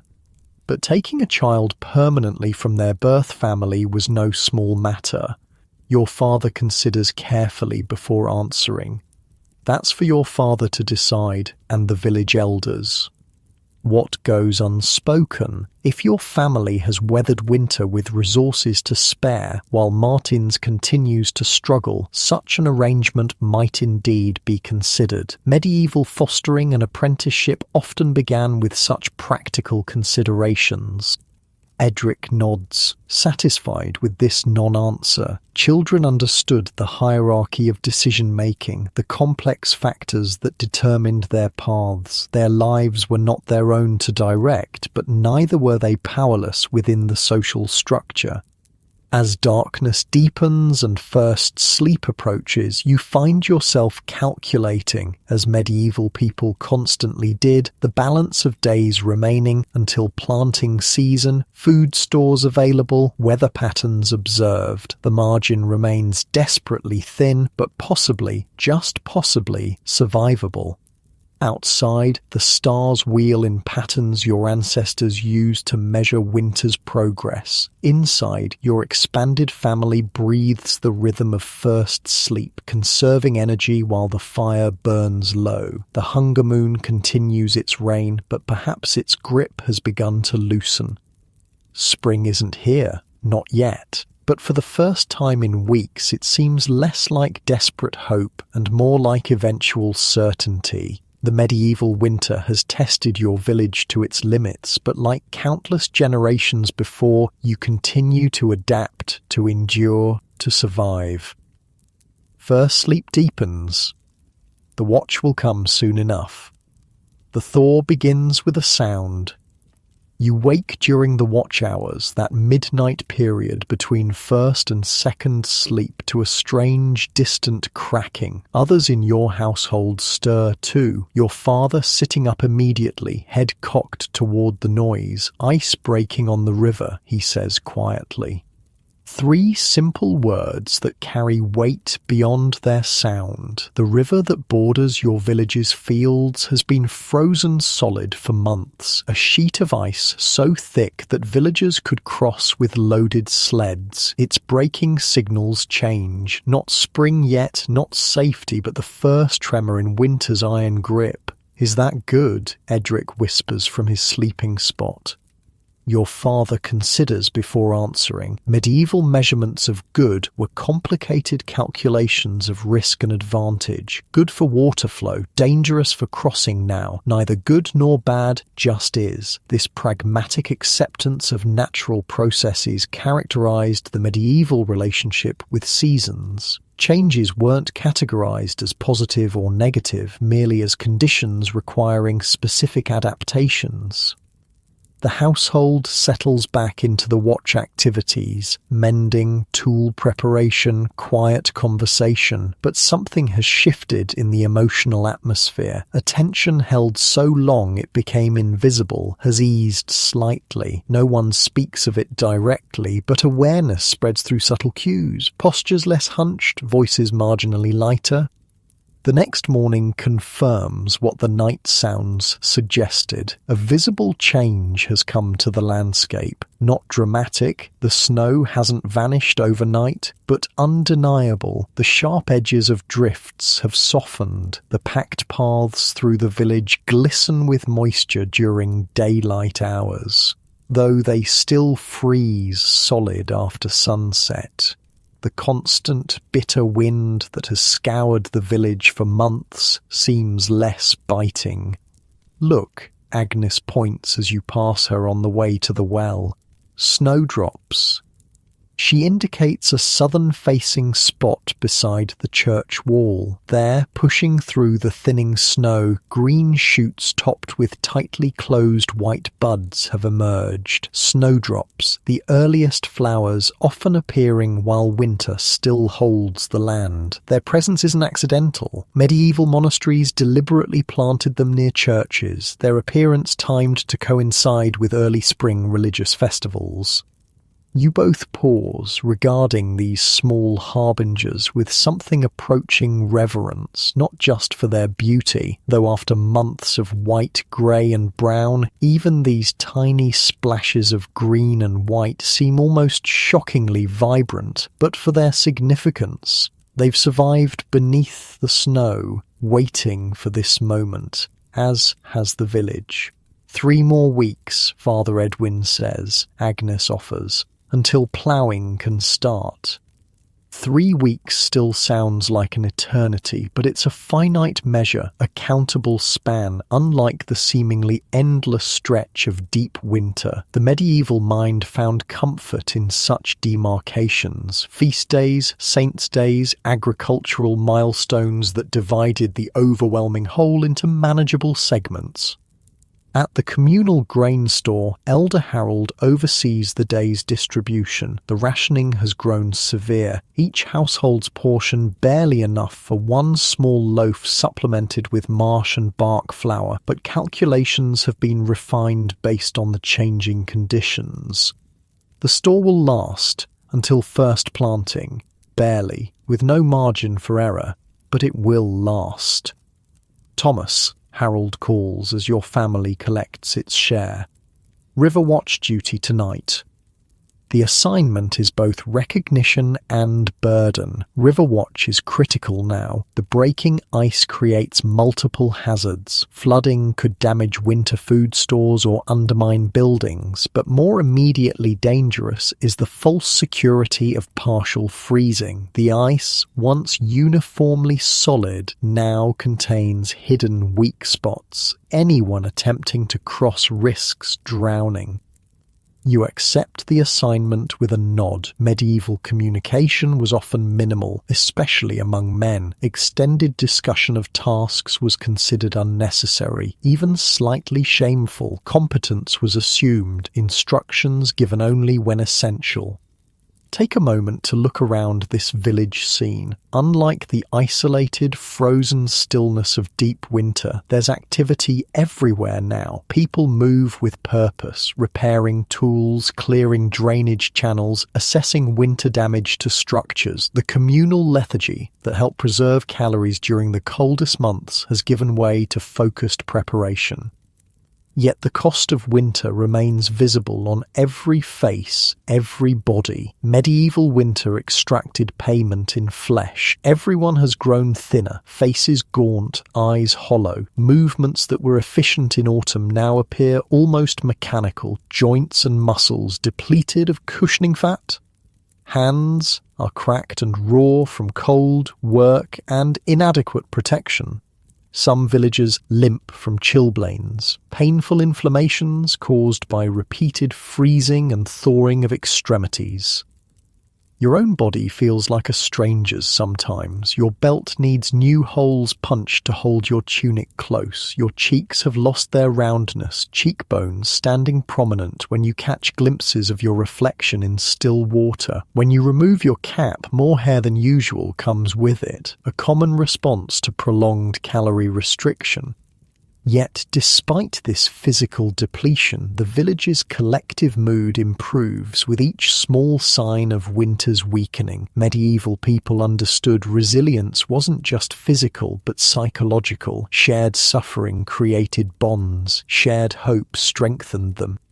And hopeful signs continue to appear. Birds return in growing numbers. First, the hardy year-round residents emerging from forest shelter, then the earliest migrants. Their activities provide both practical information and emotional sustenance. When rooks begin rebuilding their nests in the great elm near the village edge, old women nod with satisfaction. Rooks know, they say, a shorthand for generations of observed patterns. Your river watch duty begins at dusk. You're paired with Willem, his experience balancing your youth. The two of you walk the riverbank, carefully staying back from the undercut edges. The river itself is a patchwork now. Open water in the centre channel, decaying ice along the margins, treacherous slush between. Bad year for river crossing accidents, Willem comments as you scan the opposite bank for villagers who might attempt the dangerous passage. Always happens when the thaw comes uneven. People get impatient. He speaks from experience. Every medieval village maintained an oral record of local hazards, which years brought floods, lightning strikes, early or late frosts. These collective memories served as warning systems, calibrating risk assessment across generations. The night air feels different, still cold but lacking winter's knife edge. You breathe deeply, noticing how much easier it fills your lungs. For months, inhaling deeply meant sharp pain in the chest, the body's protest against freezing air. This softer cold allows fuller breath and with it, a subtly different mental state. Look there, Willem points midway through your watch shift. Across the dark water, distant figures move with torches. The neighbouring village is also conducting river watch. For a moment, the torches align in what seems like deliberate pattern. Willem raises your own torch in response, moving it in a specific sequence. Signal system, he explains. Developed after the great flood of my grandfather's time, 3 villages coordinate river watch, share flood warnings. This revelation illuminates another aspect of medieval cooperation, not just within communities, but between them. Despite occasional conflicts over resources, villages recognized certain threats required mutual response. Sophisticated communication networks, maintained through oral tradition, ensured critical information traveled quickly when needed.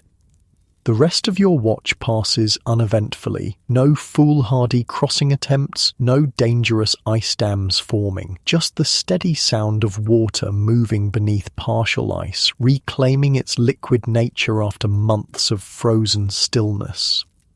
When you return home for second sleep, you find your household already settled into their rest positions. Only your mother remains by the banked fire, waiting to ensure your safe return. Her face in the dim light shows winter's toll particularly clearly. New lines etched around eyes and mouth, skin drawn tight over bone structure. Medieval women often bore the heaviest burden of winter, managing household resources while often taking the smallest portions themselves. "Any trouble at the river?" she asks, her voice kept low to avoid disturbing sleepers. "None. Willem says the main ice will be gone within days." She nods, satisfied, and motions you toward your sleeping place. No wasted words, no unnecessary movement. Even with spring's approach, conservation remains ingrained. Medieval winter adaptations didn't disappear with the first thaw. They persisted until true abundance returned. The next day brings a surprising visitor, the Lord's Forester, arriving unannounced from the manor. His presence immediately draws attention, villagers gathering at a respectful distance as he confers with Elder Harold and Father Edwin. The Forester's role bridges manor authority and village life, his jurisdiction over woodland resources giving him significant power over winter survival. Speculation passes in whispers among the gathered villagers. Has someone violated wood-gathering restrictions? Will access to early spring forage be limited? Medieval peasants existed in constant negotiation with authority, their rights and obligations defined by both formal law and traditional practice. When the discussion concludes, Harold addresses the village. The Lord grants permission for hazelnuts and early greens gathering in the south woodland beginning tomorrow. A ripple of relief passes through the crowd. This early access is significant. Normally such gathering would be prohibited until after Lady Day, March 25th, the traditional quarter day that marked winter's official end. Hazelnut flour, made from nuts stored by squirrels and other woodland creatures, provided valuable protein. Early greens, nettles, wild garlic, sorrel offered vital nutrients after months of limited diets. Your father turns to you and your brother. We'll go at first light. Bring the foraging bags and both walking staffs. The permission represents not charity, but pragmatic resource management. The Lord's interests included maintaining a viable peasant workforce for spring planting. A village too weakened by hunger couldn't provide necessary labour. Medieval relationships between lord and peasant weren't sentimental, but they were often practically aligned. That night, a different atmosphere pervades the household. Tomorrow's foraging promises not abundance but variety, something almost as valuable after months of monotonous diet. Your mother prepares the gathering bags with unusual care, checking seams and reinforcing straps. Medieval equipment maintenance wasn't casual but critical. A failed bag meant lost forage, wasted effort, prolonged hunger. "Tell me about hazelnuts again," Edric asks as the household settles toward first sleep. The boy has grown noticeably during his stay despite restricted diet. Children's remarkable ability to grow even under adverse conditions was counted among God's mercies in medieval thinking.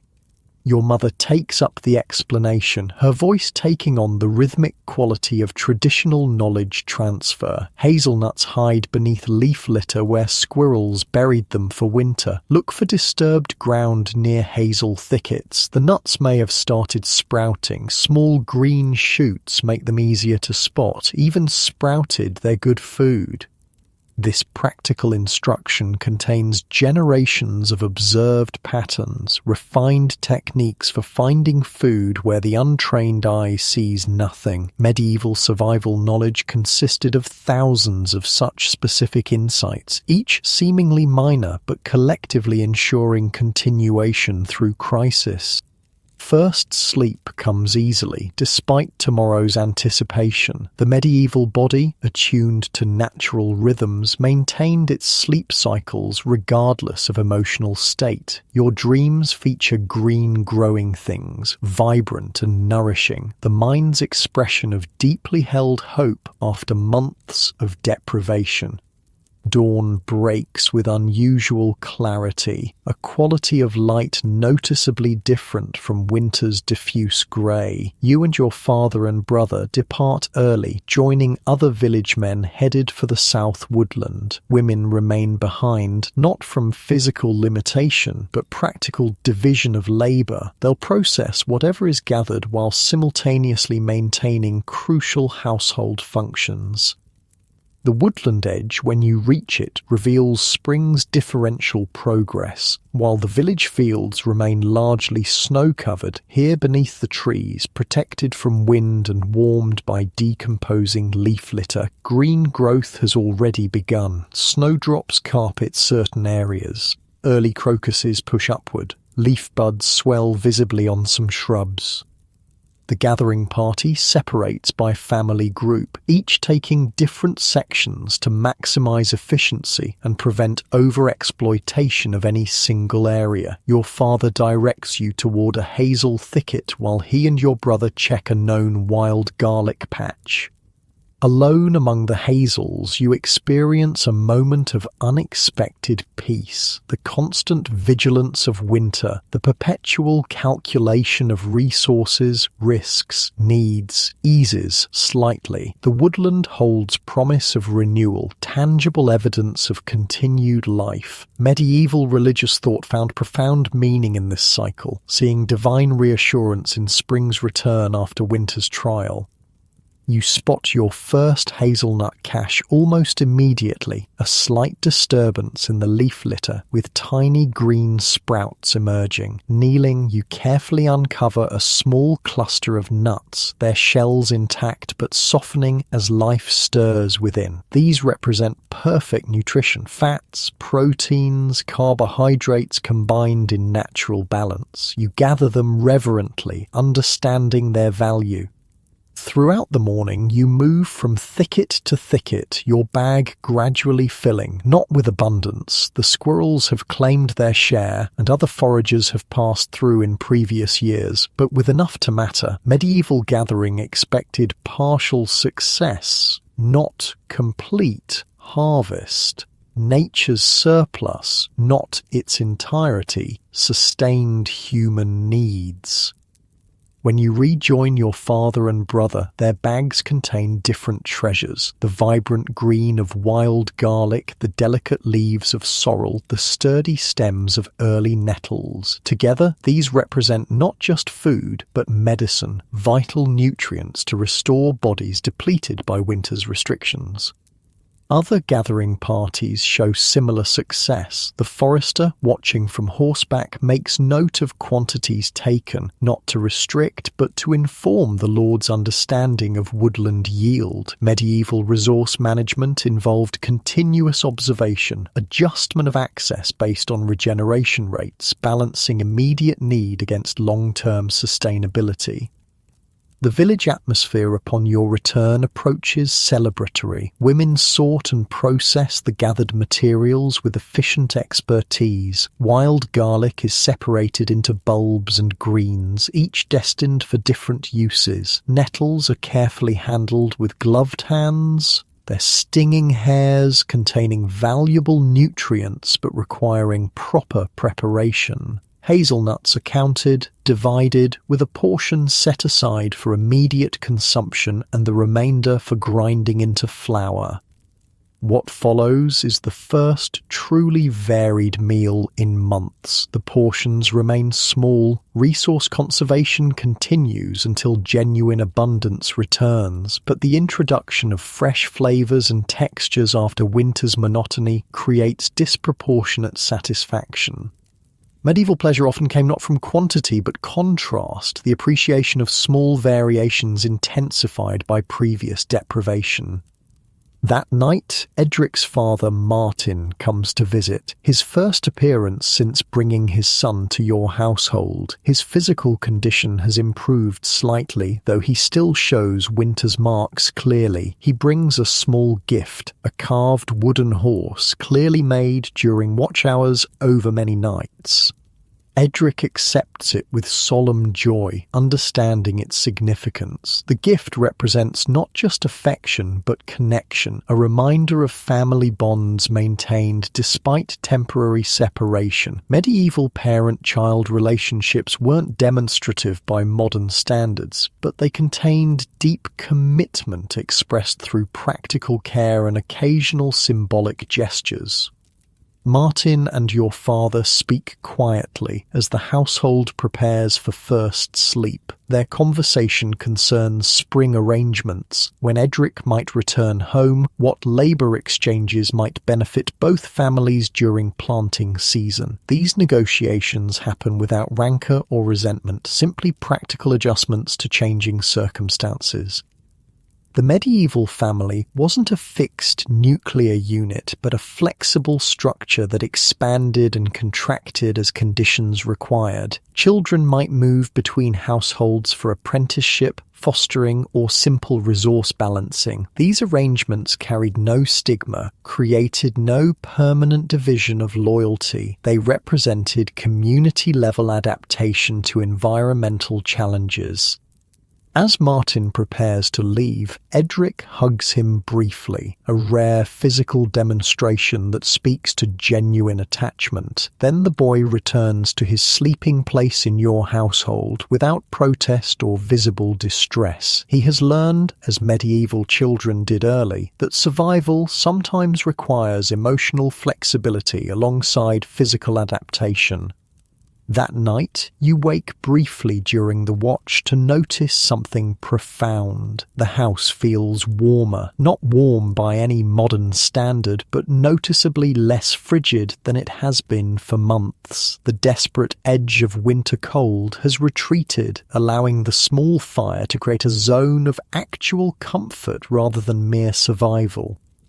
Outside, an owl calls, the first you've heard since autumn. These nocturnal hunters had largely abandoned the village area during deepest winter, finding prey too scarce to justify their presence. Their return signals improving conditions, the subtle rebalancing of the natural order as spring approaches.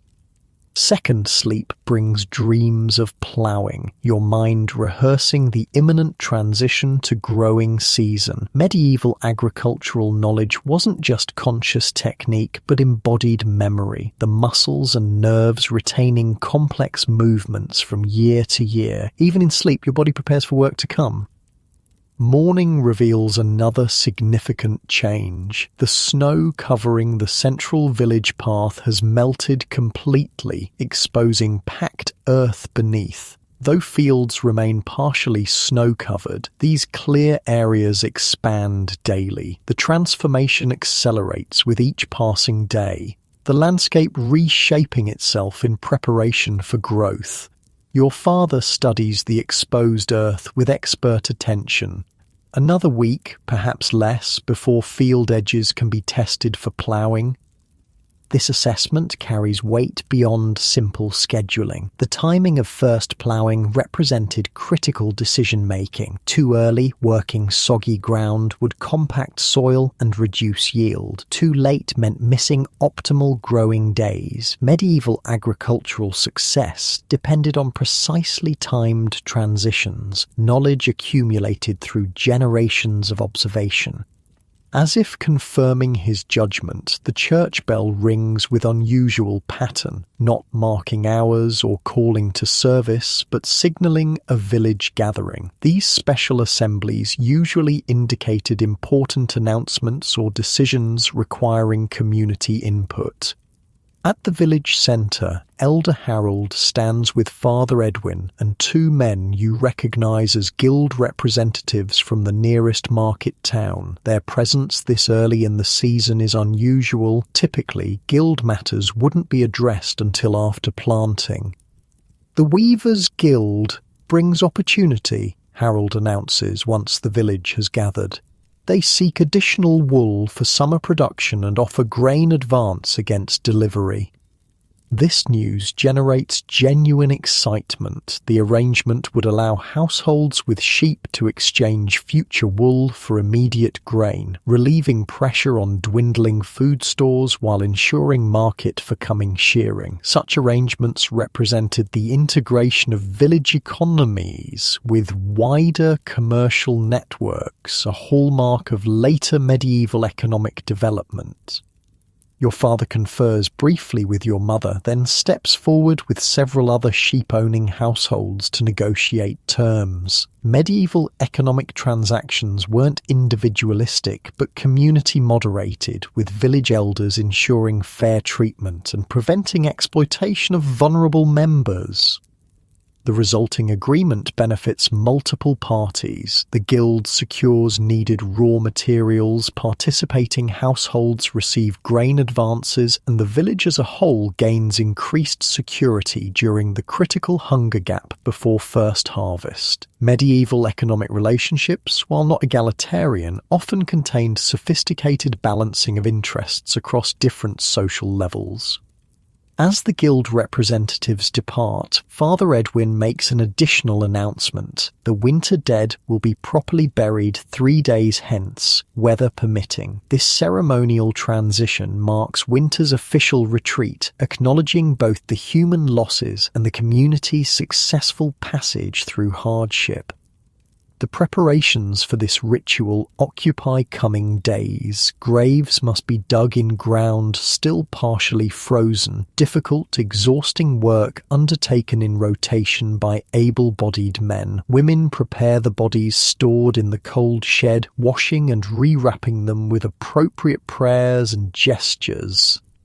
Children gather early spring flowers to decorate the church and grave sites.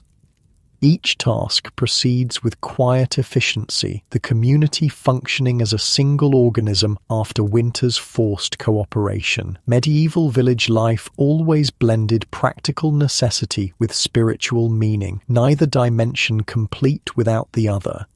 On the appointed day, the entire village processes to the churchyard where individual graves await each winter dead. Despite the shared hardship that preceded this moment, each deceased person receives individual recognition, their name spoken, their life summarized, their contribution to community acknowledged. Old Gilbert's burial includes specific mention of his drainage knowledge, now preserved through your conversation with Elder Harold. Medieval information transmission ensured valuable observations outlived individual carriers, maintained in collective memory and practical application. As the final prayers conclude, you notice something remarkable. Genuine warmth in the sunlight falling across the churchyard. Not the pale, distant warming of winter sun, but tangible heat that penetrates clothing and eases chronically tense muscles. Around the grave edges, snowdrops bloom in white profusion. Their presence no accident, but deliberately planted markers of seasonal transition. The village disperses slowly after the ceremony, people lingering in the unusual warmth, reluctant to return to indoor tasks. Medieval seasonal transitions weren't just physical, but psychological and social, collective adjustments to changing conditions that affected everything from work patterns to interpersonal dynamics. That evening, your household gathers for a meal supplemented with bread made from the guild's grain advance. The improvement in quantity isn't dramatic, but the assurance of continued supply creates a tangible shift in mood. Medieval psychological resilience depended partly on certainty. Not of abundance, but of sufficiency, the reasonable expectation that survival requirements would be met. As you prepare for first sleep, your father makes an announcement that confirms winter's retreat. Tomorrow we inspect the plough team and harness. This simple statement carries enormous significance. The plough represents not just an agricultural tool, but the community's primary survival technology, its proper function essential to village continuation. The oxen that pull it require careful conditioning after winter's restricted activity. The harness must be thoroughly examined for weaknesses that could cause catastrophic failure during critical planting days. The medieval peasants' relationship with these technologies wasn't casual but intimate, infused with both practical knowledge and deeper meaning. Ploughing wasn't simply work, but participation in cycles that connected human activity with cosmic order, physical labor with divine purpose. As darkness settles over the village, different sounds fill the night. Frogs calling from the newly thawed pond edges, roosting birds chattering as they establish territories, the distant rushing of the fully freed river. These natural voices replace winter's silence, providing audible confirmation of seasonal change.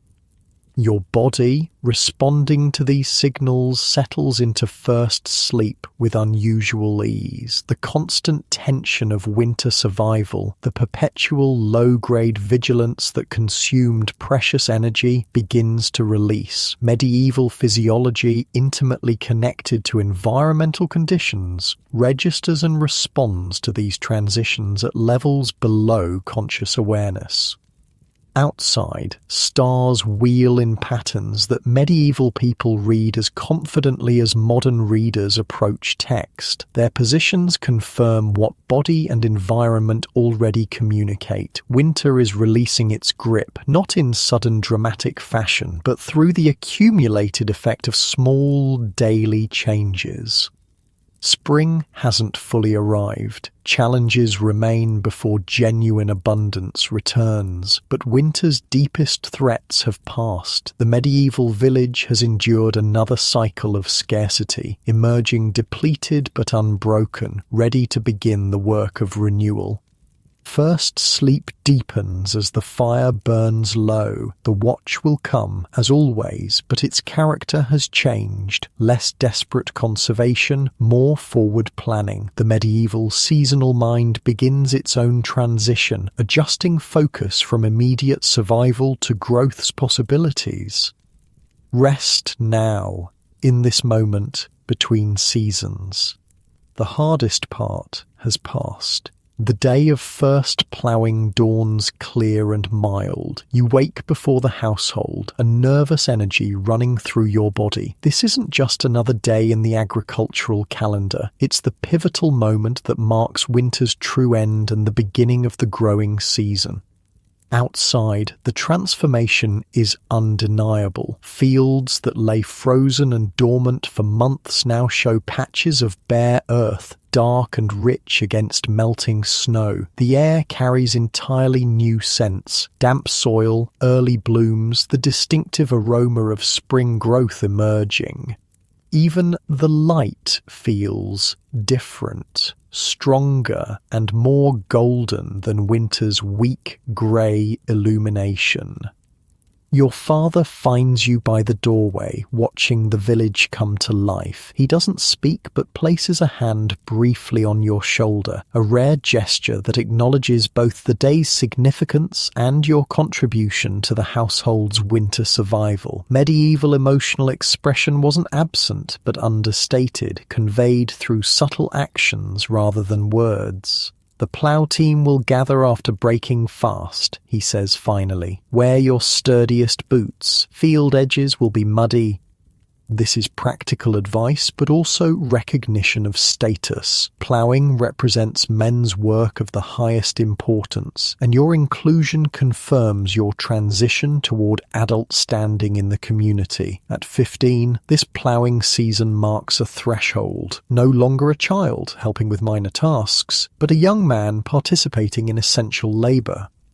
Breakfast brings another sign of changing times. Slightly larger portions, supplemented with early spring greens gathered yesterday. The desperate rationing of deep winter has eased, though careful management continues. Medieval food security moved through distinct phases as seasons progressed, each with its own calculations and adaptations.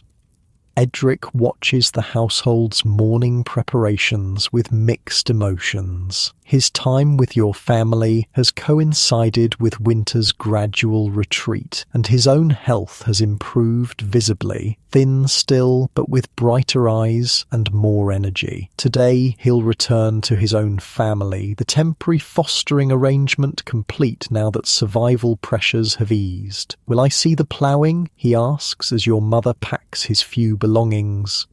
"You'll help with stone clearing," she answers. "Every hand needed today." This isn't merely inclusion, but practical truth. The first ploughing mobilized the entire village. Men with ploughs and oxen, women preparing field boundaries, children collecting stones brought to the surface by frost heave. Medieval agriculture functioned as a community enterprise, its success dependent on coordinated effort across age and gender divisions.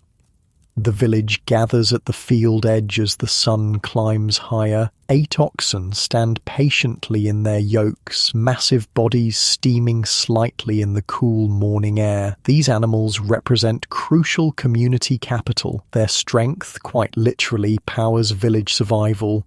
During winter, they consumed precious fodder while producing nothing. Today, that investment begins to return value. 4 ploughs wait at field corners, their wooden frames repaired and metal shares polished during winter's indoor work periods. Medieval ploughs were sophisticated technologies, their design refined over centuries to match specific soil conditions. The heavy plough used in your region, with its iron cutting blade and mouldboard to turn soil, represents adaptation to the dense, often wet ground characteristic of northern European fields. Elder Harold speaks briefly before work begins. Not ceremony exactly, but acknowledgement of transition. Winter has passed, the field awaits, may God bless our labour. These simple words carry layers of meaning. The reference to winter is both literal and metaphorical, acknowledging physical season and hardship endured. The field represents not just agriculture, but life's possibilities. The blessing invokes both practical hope for good harvest and deeper recognition of forces beyond human control.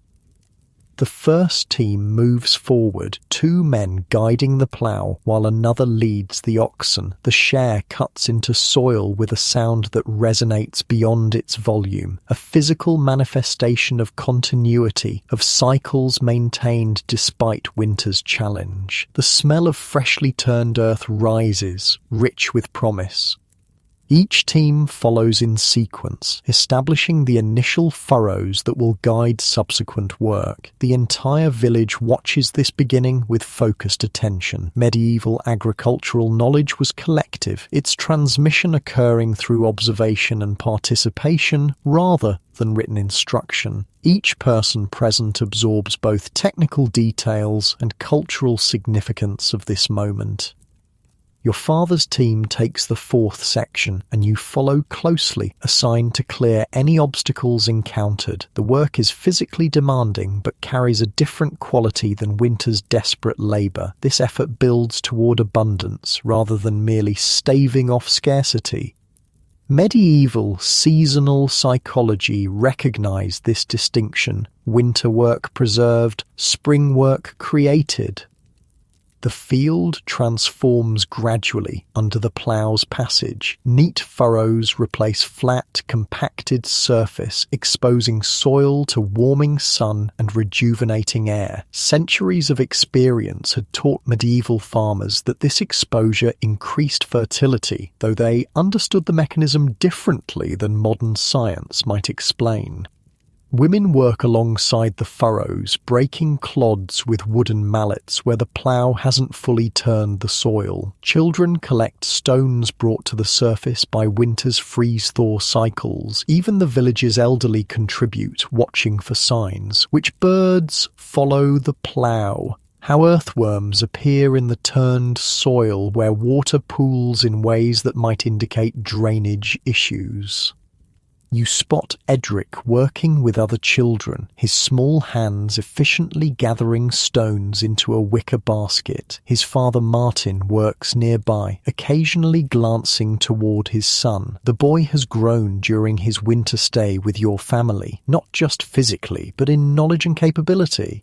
These temporary fostering arrangements often yielded such benefits, one reason medieval communities maintained flexible household boundaries. By midday, a quarter of the common field has been turned. The work pauses briefly as food is brought from the village, bread, cheese, small beer to refresh workers without dulling their attention. Medieval work rhythms incorporated these breaks not as luxury, but as practical efficiency, maintaining energy for sustained effort.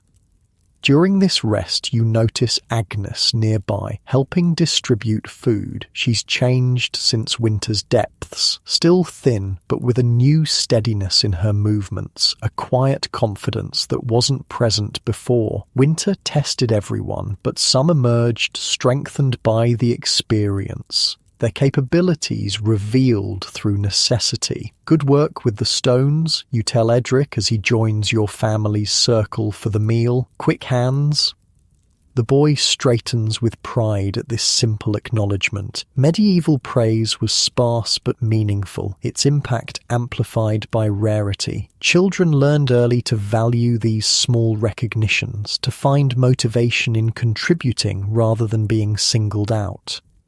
As the meal concludes, Harold announces the afternoon's plan, completing the first field section before dusk, preparing tools for tomorrow's continuation. The entire spring ploughing will take weeks, each field section receiving careful attention, but this first day carries special significance as threshold and beginning.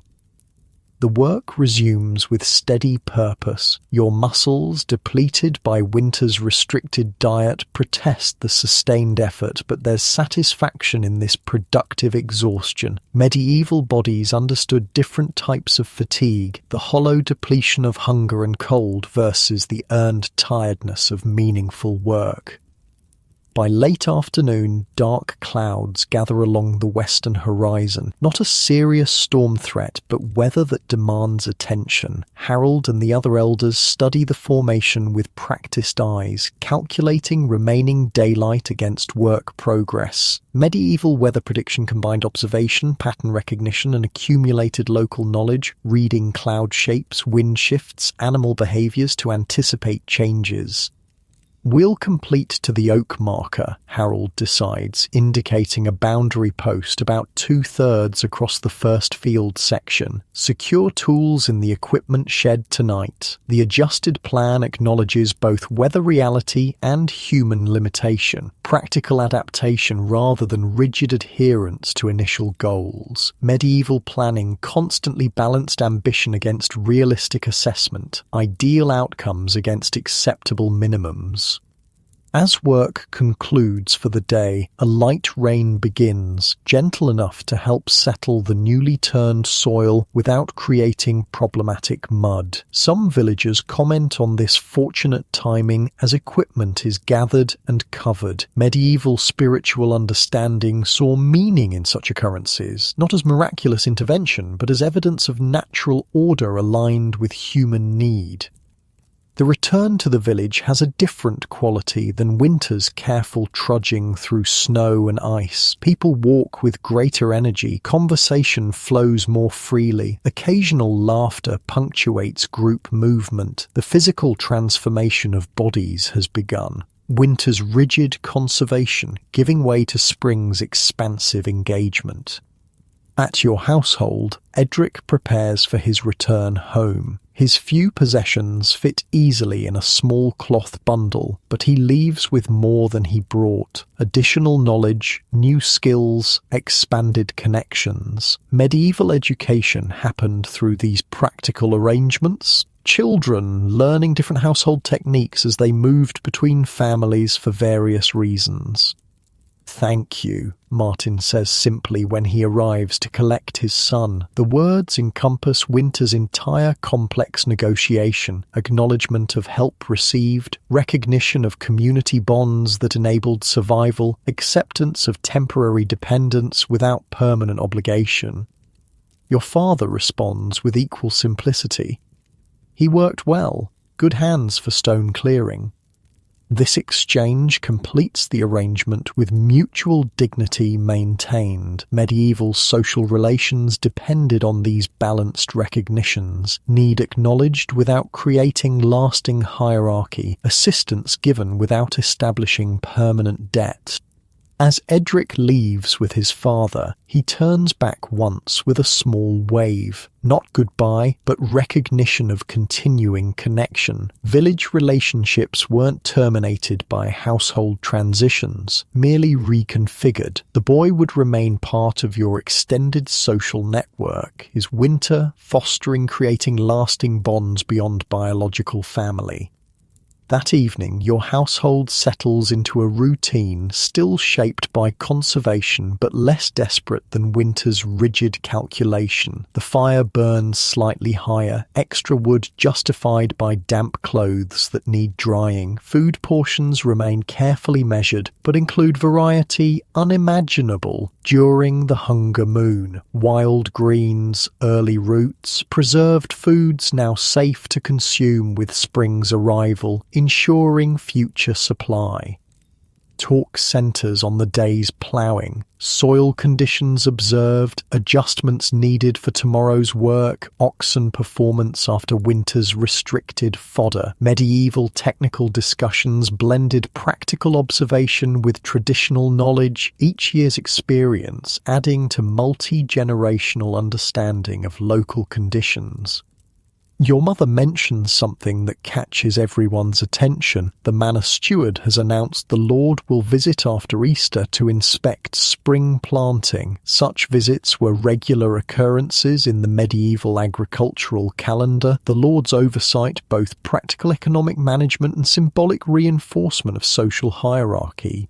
The steward says extra wood will be available for repair work, she adds. Winter damage to buildings must be fixed before his arrival. This information triggers immediate planning. Which household structures need attention, what materials might be salvaged versus newly acquired, which skills the family can provide internally versus needing village collaboration. Medieval building maintenance wasn't individualistic, but communal, specialized knowledge shared across households as needed.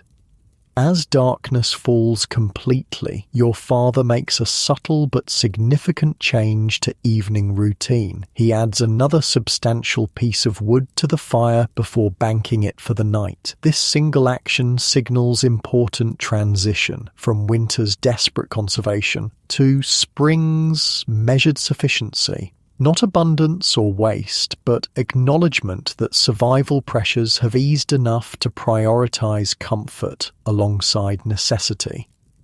The household prepares for sleep with this small luxury warming the room. Bodies arrange themselves in now familiar pattern, though with slightly more space between sleepers as the need for shared warmth diminishes. Medieval sleeping arrangements adapted to seasonal conditions, contracting in winter's cold, expanding as temperatures moderated. First sleep comes easily after the day's physical exertion. Your dreams continue the day's work, hands guiding the plough, eyes assessing soil quality, body moving in rhythm with oxen and earth. Medieval consciousness maintained connection between waking work and sleeping mind, physical knowledge processing through both states. When the watch bell wakes you at midnight, the household stirs with less urgency than during winter's depths. The fire has maintained more heat. The air lacks winter's biting edge. Watch activities continue, mending, preparation, quiet conversation, but without desperate focus on heat conservation and survival calculation. Your father speaks of tomorrow's field work, outlining tasks and techniques with occasional questions to test your understanding. This midnight knowledge transfer represents another aspect of medieval education, deliberate instruction during periods of quiet focus, information passed from experienced practitioner to developing apprentice.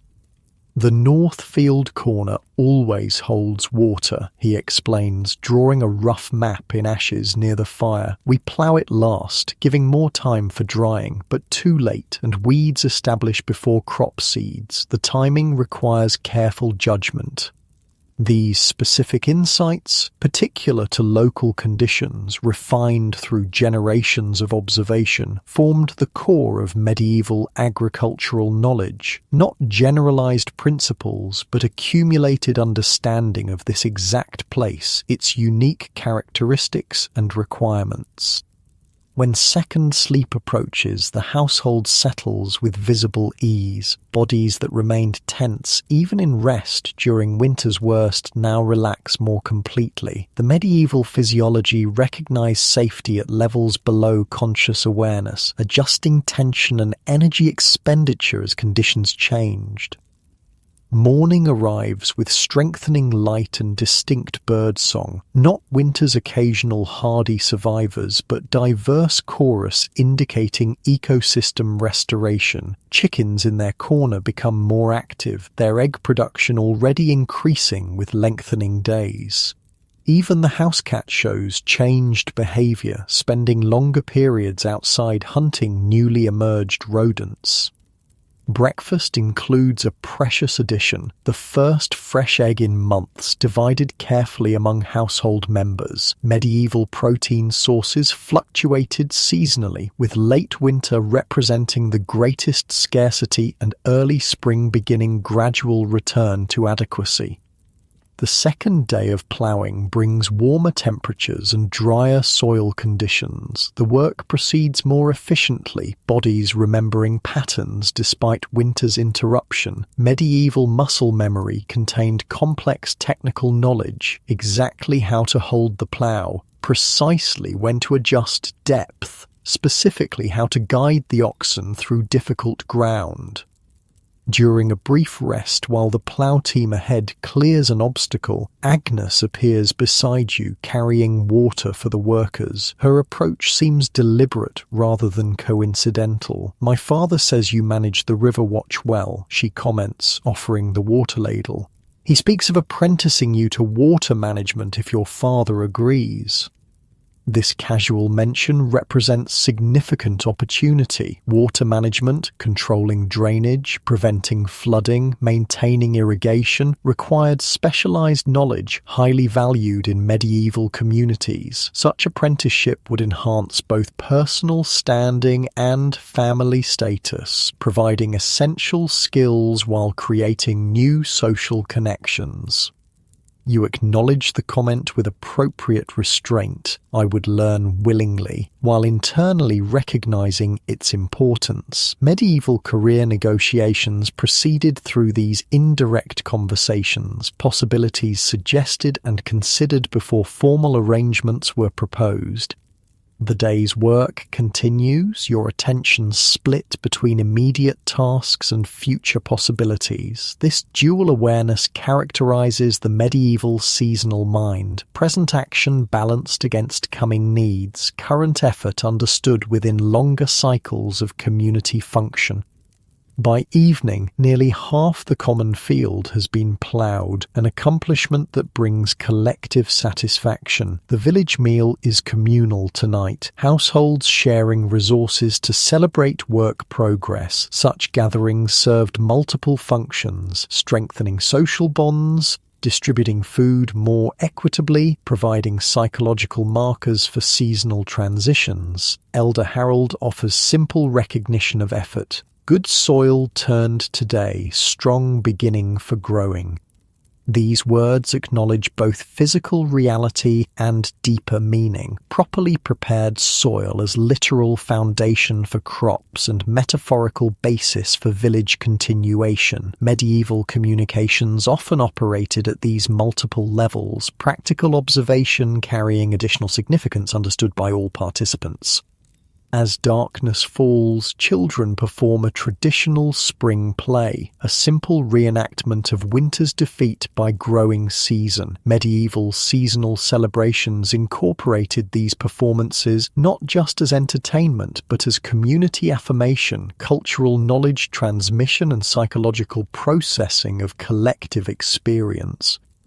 You notice Edric participating, his small role delivered with serious concentration. The boy moves differently now, more confident, more connected to village rhythms. His winter experience with your family has changed him, just as your own encounters with shortage and adaptation have created subtle but permanent alterations in your understanding. Medieval identity developed through exactly these experiences: individual personality shaped by collective challenges, personal capacity revealed through community necessity. Winter survival required both social cooperation and individual contribution, the balance between them creating distinctive character within shared culture. The night concludes with quiet conversation around household fires. Plans extend further now, beyond tomorrow's immediate work to coming weeks' activities, summer's anticipated labour, harvest's distant promise. Medieval time horizons expanded with spring's arrival. Limited focus on immediate survival replaced by longer projections and possibilities. As your household settles toward first sleep, your father mentions something unprecedented: the possibility of building an additional room when summer allows. This casual reference represents extraordinary shift, from winter's desperate conservation to growth's tentative planning, from surviving with existing resources to imagining modest expansion. The sleeping arrangement tonight incorporates this changing reality. Bodies space themselves with slightly greater distance, no longer pressed together for shared warmth. The fire burns more substantially, wood supply now sufficient for measured comfort. Medieval physical adaptation continues, bodies relaxing restrictions imposed by cold and scarcity, beginning careful transition toward less constrained existence. First sleep comes with different quality now, not the body's desperate retreat from cold and hunger, but natural rest following productive labour. Your dreams contain images of growing things, fields greening under spring sun, future harvests gathered into secure storage. Medieval consciousness understood these sleep visions not as random brain activity but as meaningful processing of both memory and anticipation. The watch period brings gentle rain against the roof, not winter's threatening ice but spring's nourishing moisture. The sound creates peaceful backdrop for quiet activities, the household moving with easier rhythm through familiar patterns. Medieval sensory experience included these seasonal variations, each sound, smell, texture carrying specific meaning within annual cycles.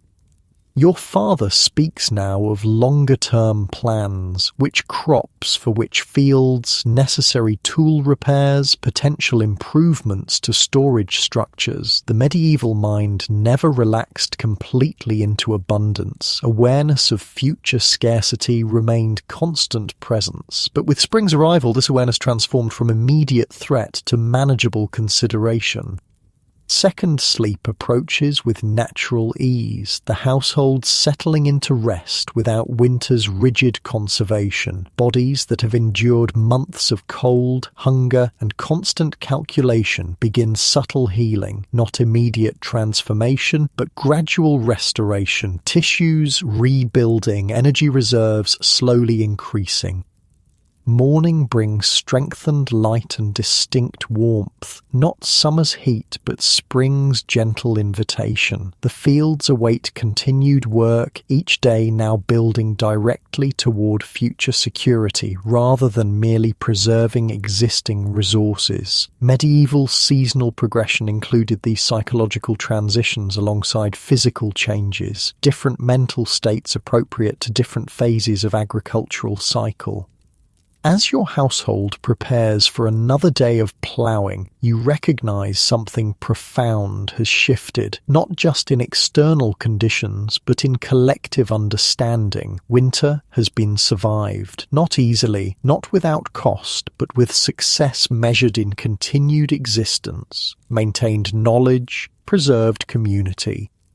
Medieval winter demanded extraordinary adaptation, physical endurance, resource management, social cooperation, psychological resilience. These capacities developed through generations of necessity, creating cultures perfectly adapted to environmental challenges that would overwhelm unprepared modern sensibilities.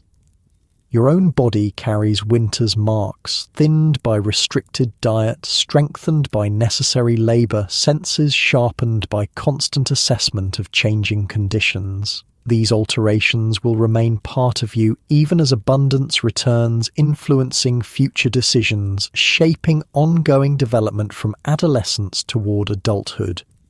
As you step outside into strengthening spring light, the contrast with winter's darkness feels almost physical, warmth touching skin that has remained covered for months, brightness filling eyes accustomed to shadow and grey. Medieval sensory experience included these dramatic transitions, body and mind registering seasonal change at levels beyond conscious awareness. The village spreads before you, emerging from winter's contracted defensive posture. Doors stand open during daylight hours, children play in cleared spaces, women work in newly established garden plots near houses, men repair structures damaged by winter weather. The entire community expands outward, engaging with environment now partner rather than adversary. Your medieval ancestors understood what modern people often forget, that life moves in cycles of scarcity and sufficiency, withdrawal and expansion, conservation and growth. Their wisdom lay not in escaping these patterns, but in adapting perfectly to them, developing technologies, social structures, and psychological approaches that enabled survival through all phases. As you join your father for another day of ploughing, you carry this inheritance, not just genetic material, but cultural knowledge, practical skills, community connections that have enabled human continuation through countless winters across centuries. Your own experience now joins this accumulated wisdom, your body and mind permanently shaped by challenge endured and overcome. The medieval winter recedes into memory, its hardships already transforming into stories that will be told during next winter's watch hours. Not forgotten but incorporated, its lessons preserved in community knowledge, individual capacity, shared understanding of nature's patterns and human resilience. Spring spreads across the land, calling all living things toward growth and renewal. The village responds, turning from survival's desperate focus toward creation's measured expansion. Medieval life embraced these transitions, finding meaning in natural cycles that modern existence often obscures or denies. As the ploughing continues, furrow by careful furrow, your body settles into ancient rhythms, hands guiding tools, feet tracking soil conditions, eyes assessing progress, work that connects present action with past knowledge and future possibility, labor that feeds both body and community, effort that participates in cycles larger than individual life. Winter has passed, spring unfolds. The medieval village continues its journey through seasons that have shaped human experience since first cultivation transformed wandering bands into settled communities. Ancestors' wisdom guides descendants' hands. Knowledge passes between generations. Life endures through challenge, adaptation, and renewed growth.